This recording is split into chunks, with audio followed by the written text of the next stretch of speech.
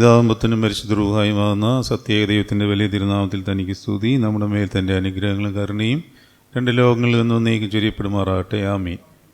എഹെസ്കേലിൻ്റെ പുസ്തകം 22 അധ്യായം 15 വാക്യം ഇപ്രകാരമാണ് പറയുന്നത്: ഞാൻ നിന്നെ ജാതികളുടെ ഇടയിൽ ചിഹ്നിച്ച് രാജ്യങ്ങളിൽ ചിതറിച്ച് നിൻ്റെ മലിനത നിങ്കിൽ നിന്ന് നീക്കിക്കളയും. ആ വചനം ഒന്നുകൂടെ വായിക്കുകയാണ്: ഞാൻ നിന്നെ ജാതികളുടെ ഇടയിൽ ചിഹ്നിച്ച് രാജ്യങ്ങളിൽ ചിതറിച്ച് നിൻ്റെ മലിനത നിങ്കിൽ നിന്ന് നീക്കിക്കളയും. നമുക്കിപ്രകാരം പ്രാർത്ഥിക്കാം. പരമപരിശുദ്ധനായ യേശുവമ്പുരാനെ, നീചനും അശുദ്ധനുമായ ഞാൻ എത്ര വലിയ പാപിയാണെന്നും ഒരു വിധത്തിലും അവിടുത്തെ പരിശുദ്ധിക്ക് സമീപിച്ചു കൂടുവാൻ കഴിവില്ലാത്തവനാണെന്നും ഞാൻ തിരിച്ചറിയുന്നു. എങ്കിലും അവിടുന്ന് എനിക്കായി ക്രൂശിന്മേൽ തൂങ്ങിയതിനാൽ പാപത്തിൻ്റെ ദാസ്യത്തിൽ നിന്നും അബ്ബാ പിതാവേ എന്ന് വിളിക്കുവാനുള്ള പുത്രത്തിൻ്റെ സ്വാതന്ത്ര്യത്തിലേക്ക് എന്നെ വീണ്ടും വിളിച്ചടുപ്പിച്ചു. സാത്താനിനെ തോൽപ്പിച്ച് എന്നെ നോക്കി പരിഹസിച്ചപ്പോൾ അണമുറിയാതെ ഞാൻ ലോകത്തിനു മുമ്പിലോ മനുഷ്യരുടെ ഇടയിലോ തീർത്ത് നിന്ദിതനാകാതെ ഇരിക്കത്തക്കവണ്ണം നിൻ്റെ മാറത്തെ നിലയങ്കിയിൽ എന്നെ നീ പൊതിഞ്ഞു പിടിച്ചു. എങ്കിലും എൻ്റെ മലിനത എന്നെ മൂടിക്കളയാതെ എങ്കിൽ നിന്ന് നീക്കിക്കളയുവാനായി നീ എന്നെ ജാതികളുടെ ഇടയിൽ ചിഹ്നിച്ച് രാജ്യങ്ങളിൽ ചിതറിച്ചു. കർത്താവേ, നിൻ്റെ ദൈവനോട് ഈ നീചനും പാപിയുമായവൻ അപേക്ഷിക്കുന്നു. ഇനിയും എന്നെ അവന് ഏൽപ്പിച്ചു കൊടുക്കരുതേ. ജാതികളുടെ ഇടയിൽ ചിതറിച്ച മനുഷ്യരുടെ ഇടയിൽ ചിഹ്നിച്ചാലും നീ എന്നോട് കൂടെ ഇരിക്കണമേ. നരകത്തിൽ വീണുപോയാലും നിൻ്റെ കൈ എന്നോടുകൂടെ അവിടെയും ഉണ്ടായാൽ ഞാൻ സംതൃപ്തനാകുമല്ലോ. എന്തുകൊണ്ടെന്നാൽ ഞാൻ സ്വർഗത്തിന് യോഗ്യനല്ലല്ലോ. പിതാവേ, എന്നോട് മനസ്സിലെയണമേ. എൻ്റെ കണ്ണുനീരിൽ പുണ്യമില്ലെങ്കിലും അത് കണ്ട് മിണ്ടാതിരിക്കരുതേ. അങ്ങനെയായാൽ ഞാൻ അന്യനും പരദേശിയുമായി തീരുമല്ലോ. നിൻ്റെ മാതാവിനെ ഓർത്ത്, സഹോദരന്മാരെ ഓർത്ത്, സ്ലീഹന്മാരെ ഓർത്ത്, വിശുദ്ധരായ നിൻ്റെ സന്നിധിയിലേക്ക് വാങ്ങിപ്പോയവരെ ഓർത്ത് എന്നോട് കരുണ ചെയ്ത് എന്നെ നീ എന്ത് ഉദ്ദേശത്തിനായി സൃഷ്ടിച്ചിരിക്കുന്നുവോ അത് എന്നിൽ കൂടി ഇനിയും നിറവേറ്റുവാൻ കൃപയുണ്ടാകണമേ. ഞാൻ നിൻ്റെ ദാസനും നിൻ്റെ ദാസിയുടെ പുത്രനും പുത്രിയുമാകുന്നുവല്ലോ. എൻ്റെ പിതാവേ, നിനക്ക് എന്നാളും സ്തുതിയും സ്തോത്രവും സമർപ്പിക്കുന്നു. ആമീൻ. കർത്താവിൽ അനുഗ്രഹീതരെ, അനുഗ്രഹീതമായ ഈ ദിവസത്തിൽ കർത്തൃസന്നിധിയിൽ വന്നിരുന്നുകൊണ്ട് ദൈവവചനങ്ങളെ ധ്യാനിക്കുവാൻ ഈ ദിവസം കൂടെ നമുക്ക് കൃപ തന്നതിനാൽ ദൈവത്തെ സ്തുതിക്കാം. ശുദ്ധമുള്ള യോഹന്നാൻ്റെ സുവിശേഷത്തിൻ്റെ മർമ്മപ്രധാനമായ ഭാഗങ്ങളിലേക്ക് നമ്മൾ പ്രവേശിച്ചിരിക്കുകയാണ്. ഇനിയുള്ള അധ്യായങ്ങളെല്ലാം നമ്മൾ പറഞ്ഞിരിക്കുന്നത് പോലെ കർത്താവിൻ്റെ ക്രൂശ് മരണവുമായിട്ട് ബന്ധപ്പെട്ടിട്ടുള്ള സംഭവങ്ങളെ ഊന്നി പറഞ്ഞുകൊണ്ടാണ് യോഹന്നാൻ ശ്ലീഹ എല്ലാ സംഭവങ്ങളും എഴുതിയിരിക്കുന്നത്. അത് പോയിൻ്റ് ചെയ്യുന്നത് കർത്താവിൻ്റെ ക്രൂശീകരണത്തിലേക്കാണ്. ഇനിയും കർത്താവിൻ്റെ ക്രൂശീകരണവും അതോടൊപ്പം ക്രൂശീകരണത്തിൻ്റെ ഫലമായി യേശുക്രിസ്തുവിലേക്ക് വരുന്ന മഹത്വവും, ആ മഹത്വം സൃഷ്ടിയിലേക്ക് വ്യാപിക്കുന്നതും, ആ മഹത്വം പിതാവിൽ നിന്ന് പരിശുദ്ധ റൂഹായാൽ നമ്മളിലേക്ക് ലഭിക്കുന്നു എന്നുള്ള കാര്യങ്ങളെല്ലാം വളരെ വ്യക്തമായിട്ട് നമുക്ക് പരിജ്ഞാനത്തിൽ കൂടി പരിശുദ്ധാത്മാവ് വെളിപ്പെടുത്തി തരുന്ന മർമ്മങ്ങളാണ് ഇനിയുള്ള അധ്യായങ്ങളിലെല്ലാം. യോഹന്നാൻ്റെ സുവിശേഷത്തിലാണ് യഥാർത്ഥത്തിൽ തൃത്വത്തെപ്പറ്റി കർത്താവ് വ്യക്തമായി എന്നാൽ പരോക്ഷമായി വെളിപ്പെടുത്തുന്നത്. അത് നമുക്ക് 17 അധ്യായം ആകുമ്പോഴേക്കും തൃത്വത്തെപ്പറ്റിയുള്ള ദീർഘമായ ആഴത്തിലുള്ള മർമ്മങ്ങൾ നമുക്ക് വെളിവാകും. പിതാവും പുത്രനും പരിശുദ്ധ റൂഹായുമാകുന്ന സത്യേക ദൈവത്തിൻ്റെ ഒന്നായിരിക്കുന്ന അവസ്ഥ എപ്രകാരമാണെന്നുള്ളത് മഹാപുരോഹിത പ്രാർത്ഥന എന്ന വലിയ പ്രാർത്ഥനയിൽ, അത് യോഹന്നാൻ്റെ സുവിശേഷം 17 അധ്യായമാണ്, അതിലേക്ക് നമ്മൾ പ്രവേശിക്കുമ്പോൾ കൂടുതൽ പഠിക്കും. എന്നാൽ അതിലേക്ക് പ്രവേശിക്കുന്നതിനുള്ള, അതായത് തൃത്വം എന്ന മഹാരഹസ്യത്തിലേക്ക് പ്രവേശിക്കുന്നതിനുള്ള ഒരു ഇൻട്രൊഡക്ഷൻ ഇനി മുതലുള്ള അധ്യായങ്ങളിലേക്ക് പ്രവേശിക്കുമ്പോൾ നമുക്ക് മനസ്സിലാക്കുവാൻ സാധിക്കും. ഈ അധ്യായങ്ങളെല്ലാം ഇനി നമുക്ക് കൂടുതലും ദൈവ സാന്നിധ്യബോധമാണ്.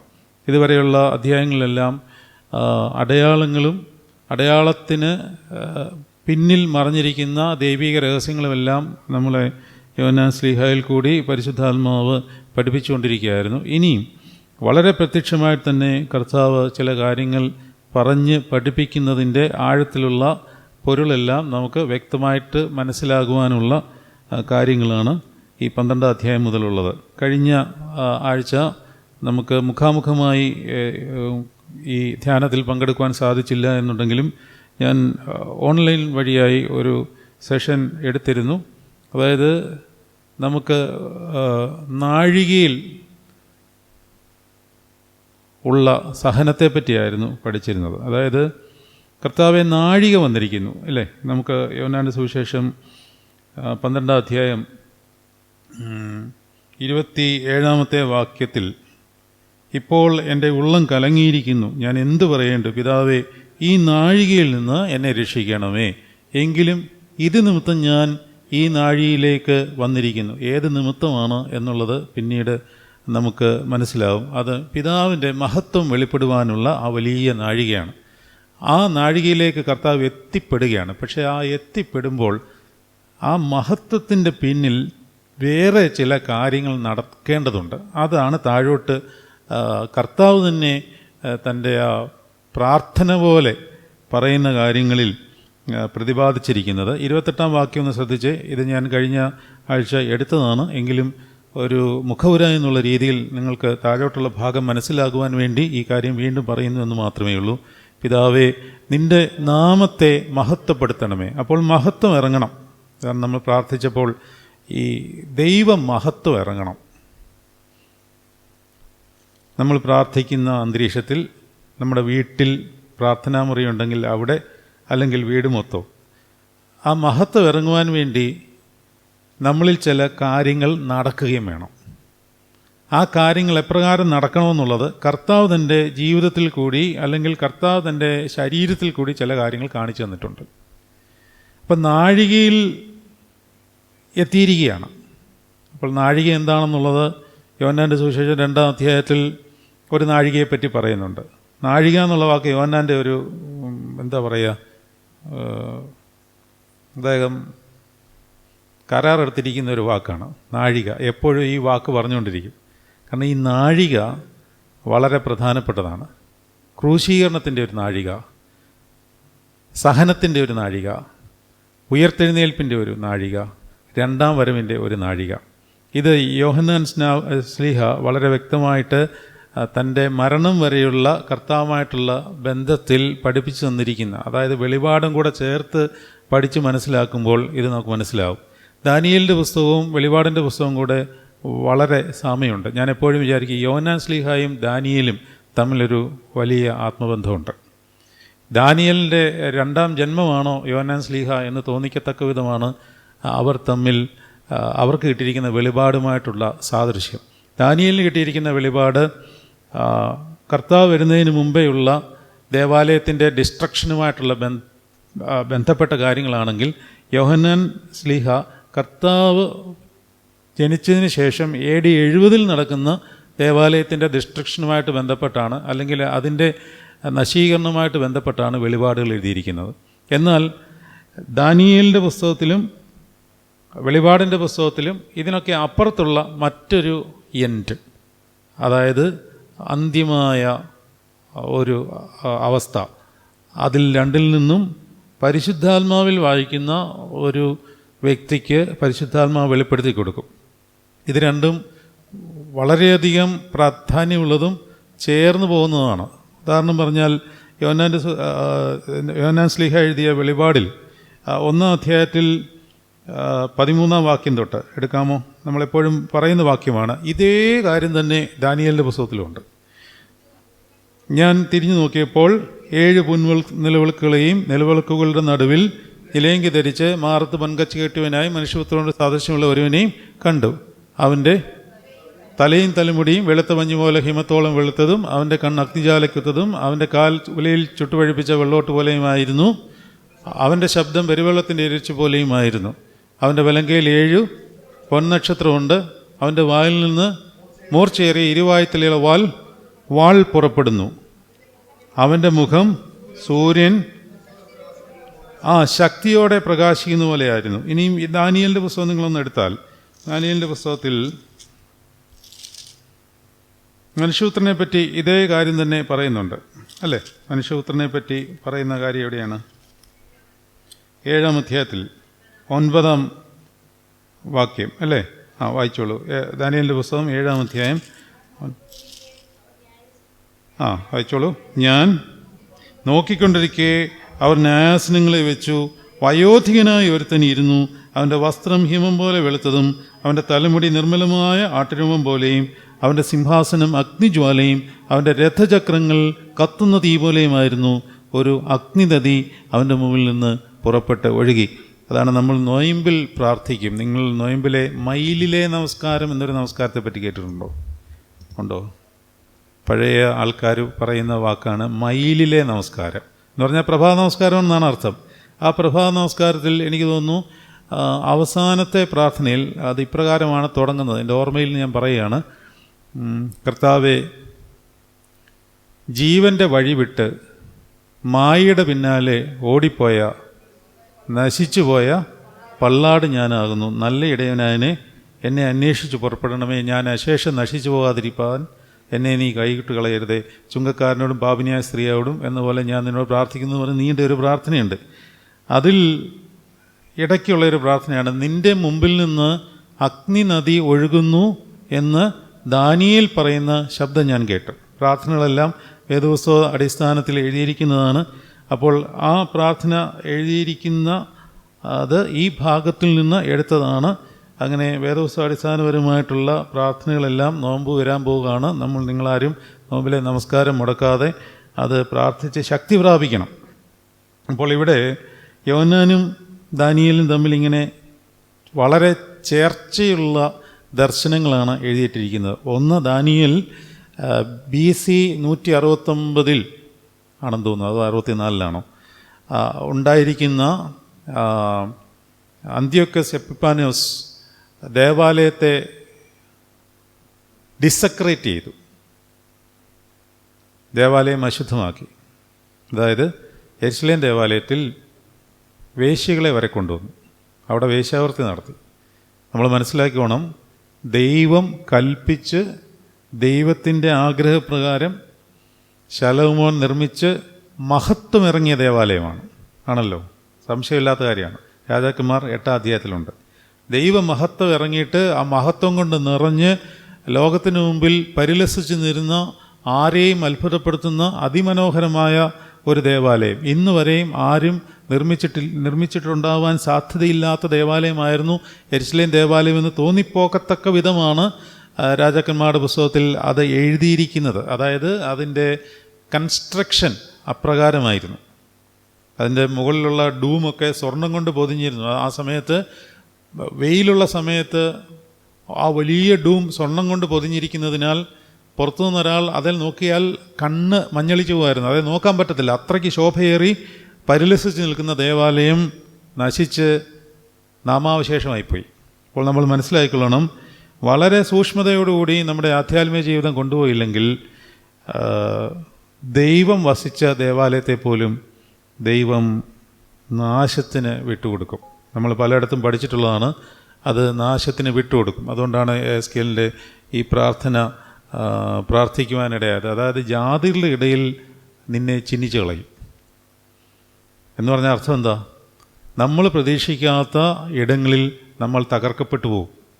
ആ തകർക്കുന്ന ദൈവമല്ല, നമ്മൾ ചെയ്യുന്ന പ്രവൃത്തിയുടെ ഫലം നമ്മളറിയാതെ നമ്മളിലേക്ക് വന്നു കയറുന്നതാണ്. താഴോട്ട് വരും. അതിനെയാണ് ഈ ന്യായവിധി അല്ലെങ്കിൽ വിധി എന്ന് പറയുന്നത്. നമ്മളിലേക്ക് വരികയാണ്. ന്യായവിധിക്ക് 2 വശങ്ങളുണ്ട്. താഴോട്ട് വരുന്ന ഭാഗത്തിൽ അപ്രകാരമാണ് പറയുന്നത്. നിങ്ങൾക്ക് സക്കായിയെ പരിചയമുണ്ടല്ലോ അല്ലേ? സക്കായി ആരാണ്? സക്കായി വീരകൂടാശയ്ക്കൊക്കെ സക്കായിയെ കർത്താവ് കാണുന്നതും കർത്താവ് സക്കായിയുടെ ഭവനത്തിൽ പ്രവേശിച്ച് സക്കായിയെ മാനസാന്തരപ്പെടുത്തി ഇവനും അബ്രഹാമിൻ്റെ പുത്രനാകിയാൽ ഇന്ന് ഈ ഭവനത്തിന് രക്ഷയുണ്ടായി എന്ന് കൽപ്പിക്കുന്ന ഭാഗം നിങ്ങൾ ശ്രദ്ധിച്ചിട്ടുണ്ടാവും. ആ സക്കായിയുടെ വീട്ടിൽ ഒരു വൃക്ഷം ഉണ്ടായിരുന്നു. ആ വൃക്ഷത്തിൻ്റെ പേരാണ്, പറയാമോ? ആർക്കെങ്കിലും പറയാമോ? കാട്ടത്തി. അവിടെ നിങ്ങൾ വായിക്കുമ്പോൾ ഒരു കാര്യം ശ്രദ്ധിക്കണം. സക്കായിയുടെ വീട്ടിൽ കാട്ടത്തി എങ്ങനെ വളർന്നു? ഒരു വീട്ടിലും കാട്ടത്തി വളർത്തത്തില്ല. നിങ്ങളുടെ വീട്ടിൽ നല്ല റോസാപ്പൂ വയ്ക്കുന്നതിന് പകരം മുള്ളുള്ള അല്ലെങ്കിൽ ഞെരിഞ്ഞിൽ മുള്ള് വളർത്തുമോ? അല്ലെങ്കിൽ മുന്നണിച്ചെടി വയ്ക്കുമോ? മുന്നണിച്ചെടി എന്ന് പറഞ്ഞാൽ മനസ്സിലായോ? പഴയൊരു ചെടിയാണ്. എനിക്ക് അങ്ങനെയൊക്കെ ഇപ്പം പറയാൻ അറിയത്തുള്ളൂ. പുതിയ ചെടികൾ പേരൊന്നും അറിയില്ല. നമ്മൾ നല്ല മനോഹരമായ പൂക്കളുള്ള ചെടികൾ വയ്ക്കും, അല്ലെങ്കിൽ മരങ്ങൾ വയ്ക്കും, വൃക്ഷങ്ങൾ വയ്ക്കും. തണലുള്ള വൃക്ഷങ്ങൾ വയ്ക്കാം, അല്ലെങ്കിൽ ഫലമുള്ള വൃക്ഷങ്ങൾ വയ്ക്കാം.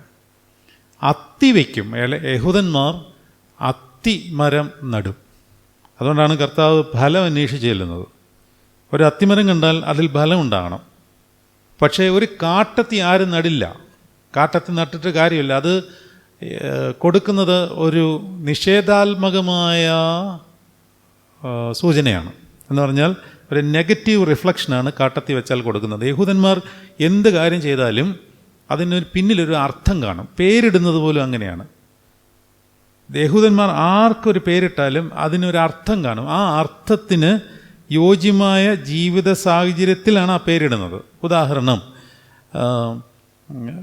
ഹൊഫ്നിയുടെയും ഫിനെഹാസും യുദ്ധത്തിൽ പട്ടുപോയി. അതിൽ ഹൊഫ്നിയുടെ ഭാര്യ തൻ്റെ ഭർത്താവ് യുദ്ധത്തിൽ പട്ടുപോയ സമയത്ത് ഗർഭിണിയായിരുന്നു. ഒരു മകനെ പ്രസവിച്ചു. ആ സമയത്ത് ഫെലിസ്ത്യർ പെട്ടകം ഇസ്രായേലിന് പിടിച്ചുകൊണ്ട് പോയി. അതുകൊണ്ട് പെട്ടകം ഇസ്രായേലിന് പോയി കഴിഞ്ഞപ്പോൾ അവർക്ക് മനസ്സിലായി ഇസ്രായേലിൽ നിന്ന് എന്ത് പോയി? മഹത്വം പോയി. അപ്പോൾ ജനിച്ച കുഞ്ഞിന് പേരിട്ടത് എന്താണ്? ഈഖോബോദ് എന്നാണ്. അതിൻ്റെ അർത്ഥം മഹത്വം ഇസ്രായേലിൽ നിന്ന് പോയി എന്നാണ്. അങ്ങനെ ഒരു സാഹചര്യവുമായിട്ട് ബന്ധപ്പെട്ട് ഏത് പേരിടലിനും അങ്ങനെ ഉണ്ട്. ലോ രഹൂമി, കരുണയില്ലാത്തവൾ, ഹോശേയ പുസ്തകത്തിൽ വായിച്ചാൽ മനസ്സിലാവും. അപ്പോൾ നിങ്ങൾ പഴയ നിയമത്തിൽ വായിക്കുമ്പോൾ ഒരു പേരിടുമ്പോൾ അതിന് പിന്നിലൊരു സാഹചര്യം ഉണ്ടാവും. ആ സാഹചര്യം വെച്ചേ പേരിടത്തുള്ളൂ. ഒരു വൃക്ഷം യഹൂദന്മാർ തങ്ങളുടെ ഭവനത്തിന് മുമ്പിൽ നട്ടാൽ, നമ്മളെല്ലാവരും വൃക്ഷങ്ങളൊക്കെ വയ്ക്കുന്നവരാണ്, അതിനും ഒരർത്ഥമുണ്ട്. അവരെന്ത് ചെയ്താലും അത് ദൈവികമായ വ്യാപാരത്തിലൂടെ അത് ചെയ്യത്തുള്ളൂ. അത് യഹൂദന്മാരുടെ ഒരു ചിട്ടയാണ്, രീതിയാണ്. ഏത് കാര്യവും ന്യായപ്രമാണത്തിൻ്റെ വചനവുമായിട്ട് ബന്ധപ്പെട്ടേ അവർ ചിന്തിക്കത്തുള്ളൂ. ഒരു കണക്കിൽ പറഞ്ഞാൽ ഈ പരീശന്മാരും ശാസ്ത്രിമാരും ഒക്കെ കർത്താവിനെ ഇത്ര ക്രൂരമായി വിധിക്കുവാൻ കാര്യം അവർ നോക്കുന്നത് ന്യായപ്രമാണം എന്നുള്ള കണ്ണിൽ കൂടി മാത്രമാണ്. വേറെ ഒരു കണ്ണാടി അവർക്കില്ല. ഈ പരീശന്മാർ അത്ര മോശക്കാരൊന്നും ആയിരുന്നില്ല. കർത്താവ് ഏത് ഗ്രൂപ്പിൽപ്പെട്ട ആളായിരുന്നു അറിയാമോ? ശാസ്ത്രിമാർ, പരീശന്മാർ, സാദുക്യർ. ഇത് യഹൂദന്മാരുടെ ഒരു ഗ്രൂപ്പാണ്. ഇതിൽ ഒരു ഗ്രൂപ്പിൽ ആണ് കർത്താവും. അത് ഏത് ഗ്രൂപ്പാണെന്നറിയാമോ? കർത്താവ് പരീശനായിരുന്നു. പരീശന്മാരുടെ ഗണത്തിലുള്ള ആളാണ് കർത്താവ്. അതുകൊണ്ട് അവരുടെ പ്രമാണത്തെ കർത്താവ് മറ്റൊരു കണ്ണാടിയിൽ കൂടി വ്യാഖ്യാനിച്ചപ്പോഴാണ് ന്യായപ്രമാണത്തിൻ്റെ കണ്ണാടിയിൽ കൂടി വ്യാഖ്യാനിച്ച് ഇവർക്കാകെപ്പാടെ അങ്കലാപ്പുണ്ടായത്. കാരണം അവർ ചിന്തിക്കാത്ത രീതിയിലുള്ള വ്യാഖ്യാനങ്ങളാണ് കർത്താവ് കൊടുത്തുകൊണ്ടിരുന്നത്. അവസാനം അവരെ വളരെ രൂക്ഷമായിട്ട് ചീത്ത വരെ കർത്താവ് വിളിച്ചു. അയ്യോ പരീശന്മാരെ, നിങ്ങൾക്ക് കഷ്ടം എന്ന് പറഞ്ഞിട്ട് അവരുടെ ആത്മാഭിമാനത്തെ മുഴുവൻ ക്ഷതമേൽപ്പിക്കുന്ന രീതിയിൽ കർത്താവ് അവരെ അടിച്ചിടുകയാണ്, വളരെ ക്ഷുഭിതനായി തന്നെ. അത് വളരെ ബോധപൂർവം കർത്താവ് ചെയ്തതാണ്. കർത്താവിനെ അവർ ക്രൂശിക്കത്തക്കവണ്ണം ഇനിയും ഇവനെ വെച്ചുകൊണ്ടിരിക്കരുത് എന്നുള്ള ഒരു ധാരണ അവരുടെ ഉള്ളിൽ തന്നെ കുത്തിവെച്ചത് കർത്താവാണ്. അതുകൊണ്ട് പരീശനായിരുന്ന കർത്താവ് ഈ പരീശന്മാരെ കൊണ്ട് തന്നെ ക്രൂശിക്കുവാനുള്ള എല്ലാ ക്രമീകരണവും അവൻ തന്നെ ചെയ്തു. അപ്പോൾ ഈ കാട്ടത്തി എന്ന് പറയുന്ന സംഗതി എപ്രകാരമാണ് സക്കായുടെ ഭവനത്തിൽ വളർന്നു വന്നത്? യഹൂദൻ അത് നടില്ല. പിന്നെ എങ്ങനെ വളർന്നു വന്നു? അത് നട്ടതല്ല, വളർന്ന് വന്നതാണ്. അത് സക്കായിക്ക് വെട്ടാൻ തോന്നിയുമില്ല. കാരണം സക്കായി ചുങ്കക്കാരനായി പാപിയായി ജീവിച്ച ഒരു മനുഷ്യൻ്റെ ഹൃദയത്തിൽ വളർന്ന വൃക്ഷത്തിൻ്റെ പ്രതീകമാണ് ആ വീട്ടിൻ്റെ മുമ്പിൽ വളർന്നു നിന്ന ആ കാട്ടത്തി.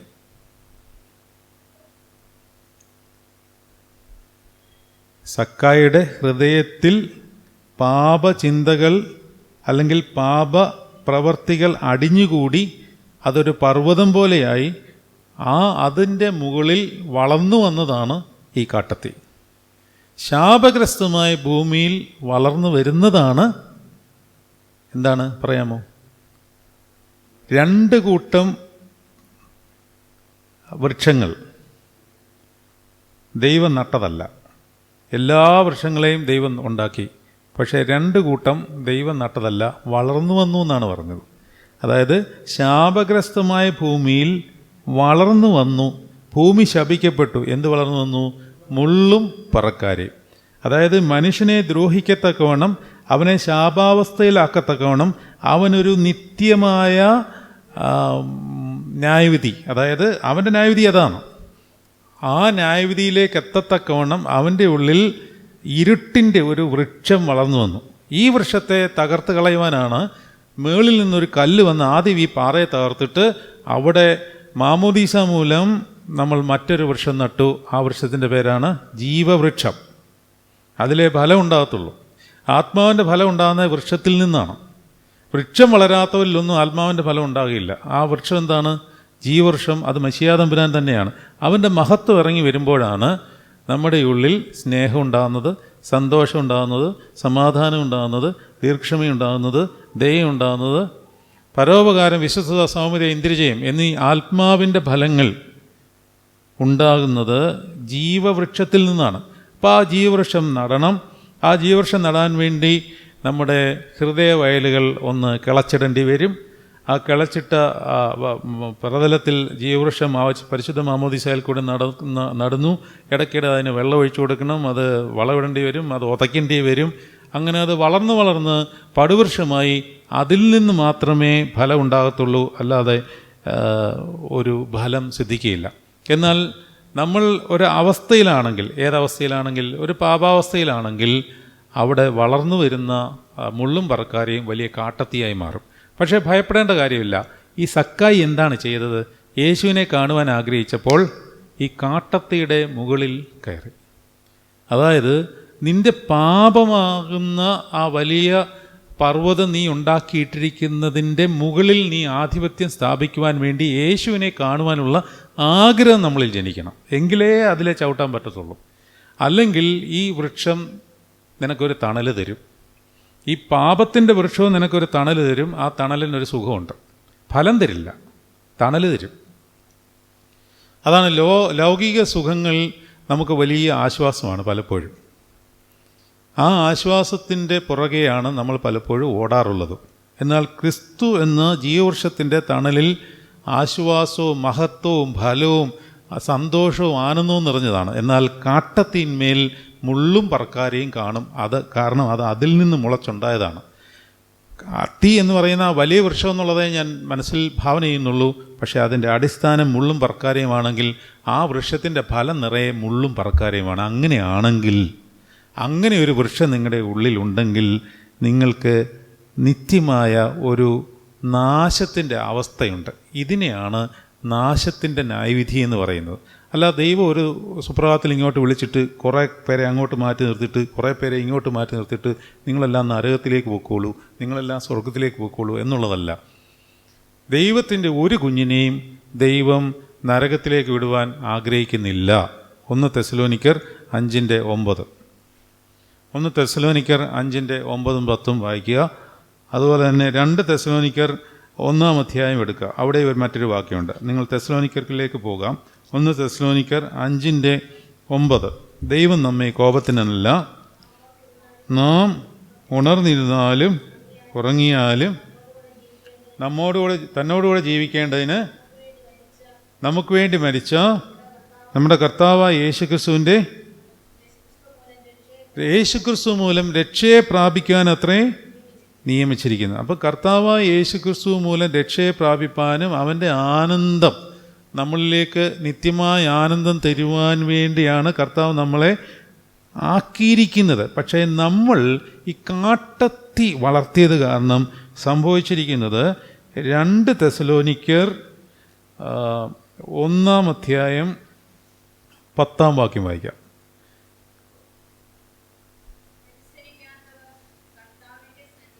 എന്തനുസരിക്കാത്തവർ? സുവിശേഷം അനുസരിക്കാത്തവർ കർത്താവിൻ്റെ സാന്നിധ്യവും സന്നിധാനവും സാന്നിധ്യവും എല്ലാം ഒരുപോലെ തന്നെ നമുക്ക് പറയാവുന്നതാണ്. കർത്താവിൻ്റെ സന്നിധാനവും അവൻ്റെ വല്ലഭത്വത്തോടു കൂടിയുള്ള മഹത്വവും വിട്ടകന്ന് നിത്യനാശം എന്ന ശിക്ഷാവധി അനുഭവിക്കും. ഞാൻ ഇത്രയും കാര്യങ്ങൾ ഇൻട്രൊഡക്ഷനായിട്ട് പറയുന്നത് ഇനിയും ഈ ന്യായവിധി എന്നുള്ള ഒരു കാര്യത്തിലേക്ക് വരികയാണ്. അതുകൊണ്ടാണ്. അപ്പോൾ നിത്യശിക്ഷാവധി അനുഭവിക്കുക എന്ന് പറഞ്ഞാൽ ദൈവം ഇത് കൊണ്ടു തരുന്നതല്ല, നമ്മൾ വിളിച്ച് വരുത്തുന്നതാണ്. നമ്മൾ വിളിച്ച് വരുത്തി നമുക്കുണ്ടാവുന്ന അവസ്ഥാവിശേഷമാണ് ഈ നരകമെന്ന് പറയുന്നത്. അല്ല, നരകമെന്ന് പറയുന്ന ഒരു പ്രത്യേക സ്ഥലത്ത് കൊണ്ടുപോയി അവിടെ ഇട്ട് തീയിലിട്ട് വറക്കുക, ഇങ്ങനെയൊക്കെയുള്ള വികലമായ വ്യാഖ്യാനങ്ങളുണ്ട്. അങ്ങനെയാണെങ്കിൽ എല്ലാവരും അങ്ങോട്ട് തന്നെ പോകേണ്ടി വരും. കർത്താവ് മാത്രം സ്വർഗത്തിലിരുന്നിട്ട് തൻ്റെ മക്കളെല്ലാം നിത്യമായിട്ട് എല്ലാ സമയവും തീയിലിങ്ങനെ എരിയുന്നേ കണ്ടുകൊണ്ടിരിക്കേണ്ടി വരും. അങ്ങനെയാണോ? നമ്മൾ കർത്താവിൻ്റെ സന്നിധിയിൽ നിന്ന്, അതാണ് സാന്നിധ്യ ബോധത്തിൽ നിന്ന് അകന്നു കഴിയുമ്പോൾ നമുക്ക് വരുന്ന അവസ്ഥാവിശേഷമാണ് ഈ നാശമെന്ന് പറയുന്നത്. അതിനെയാണ് ന്യായവിധി എന്ന് പറയുന്നത്. ഏത് ന്യായവിധി? ശിക്ഷാവിധിയുടെ ന്യായവിധി എന്ന് പറയുന്നത്. അതുകൊണ്ടാണ് വിശുദ്ധ കുർബാന എടുത്ത് പടിഞ്ഞാറോട്ട് വരുമ്പോൾ ഈ പ്രാർത്ഥനയും കൂടെ പ്രാർത്ഥിക്കുന്നുണ്ട്. എന്താണ്? വലിയവന് നമ്മുടെ രക്ഷിതാവായ യേശുമിശിഹാ എന്ന ദൈവത്തിൻ്റെ കരുണ.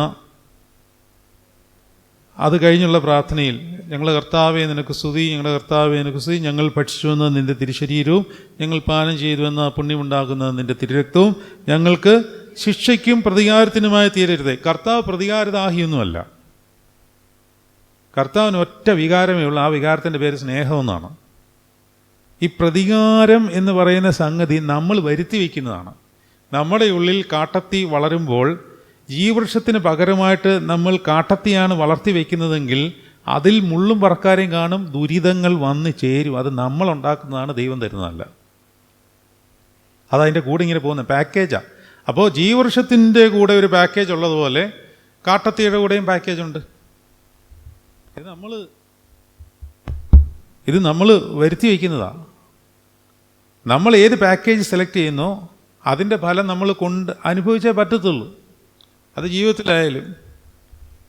ഇപ്പോൾ വിവാഹം കഴിച്ചവർ എന്നോട് എത്ര പേര് പറഞ്ഞിട്ടുണ്ടെന്നറിയോ? അച്ഛൻ എന്തൊരു ഭാഗ്യവാനാണ്, അച്ഛൻ എന്തൊരു ഭാഗ്യവാനാണ്. അപ്പോൾ നിങ്ങൾ വിചാരിക്കും ഈ വിവാഹം കഴിക്കാത്തവരെല്ലാം ഭയങ്കര സന്തോഷത്തിലാണ്. ഒരു സന്തോഷവും ഇല്ല. കർത്താവ് ഇറങ്ങിയില്ലെങ്കിൽ ഒരു സന്തോഷവും ഇല്ല. അത് ഒരു ജീവിതത്തിലും ഇല്ല. അതൊരു പാക്കേജാണ്. നിങ്ങൾ സെലക്ട് ചെയ്ത ലൈഫ് പാക്കേജാണ് വിവാഹ ജീവിതം. അതിന് കുറേ സൈഡ് എഫക്ട്സ് ഉണ്ട്. അത് കൂടെ പോരും. അതിപ്പോൾ നിങ്ങൾ എത്ര പ്രാർത്ഥിച്ചില്ലെങ്കിലും കൂടെ പോരും. പ്രാർത്ഥിച്ചാൽ, കർത്താവിൻ്റെ സാന്നിധ്യത്തിൽ നിന്നാൽ നിങ്ങൾ ആ പാക്കേജിൻ്റെ നെഗറ്റീവ് ഫലങ്ങളുടെ മുകളിൽ കയറി ചവിട്ടി നിൽക്കാൻ പറ്റും. കാട്ടത്തിയുടെ മുകളിൽ കയറി യേശുവിനെ കാണുക, ഇത്രയേ ഉള്ളൂ. വിവാഹം കഴിക്കാത്തവരുടെ ജീവിതത്തിൽ അതിൻ്റെ പാക്കേജുണ്ട്. ആ പാക്കേജ് സ്വീകരിച്ചെഴുതി ഒപ്പിട്ടിട്ടാണ്. അപ്പോൾ അതിലും വിഷമങ്ങളും ദുരിതങ്ങളും ഒക്കെ ഉണ്ട്.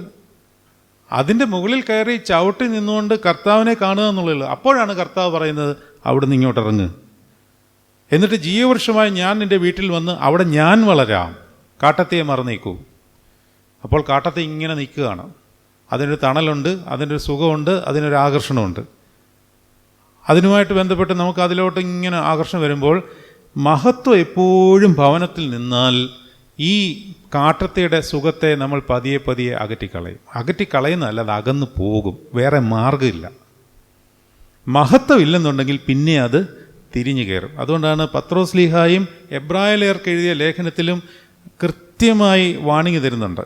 അതായത് കർത്താവായ യേശുക്രിസ്തുവിൻ്റെ പരിജ്ഞാനം പ്രാപിച്ചിട്ട് പിന്നെയും ലോകത്തിൻ്റെ മോഹങ്ങളിൽ കുടുങ്ങിപ്പോയാൽ എന്ത് പറ്റും എന്നുള്ള കാര്യം പത്രോസ് ലീഹായും അതുപോലെ തന്നെ എബ്രായർക്ക് എഴുതിയ ലേഖനത്തിലും പറയുന്നുണ്ട്. നമുക്ക് പത്രോസ് ലീഹയുടെ ലേഖനം ആദ്യം എടുക്കാം. ആ വാക്യം കണ്ടുപിടിക്കേണ്ടിയിരിക്കുന്നു. 2 പത്രോസ് 2:20 അല്ലേ? വായിച്ച അത് തന്നെ. 2 പത്രോസ് 2-ാം അധ്യായം 20-ാം വാക്യം വായിക്കാമോ? കർത്താവ് രക്ഷിതാവുമായ യേശുക്രിസ്തുവിൻ്റെ പരിജ്ഞാനത്തിൽ ലോകത്തിൻ്റെ മാലിന്യം വിട്ടോളിപ്പോയവർ അതിൽ വീണ്ടും കുടുങ്ങി തോറ്റുപോയാൽ അവരുടെ ഒടുവിലത്തെ സ്ഥിതി ആദ്യത്തേതിനേക്കാൾ വഷളായി പോകും.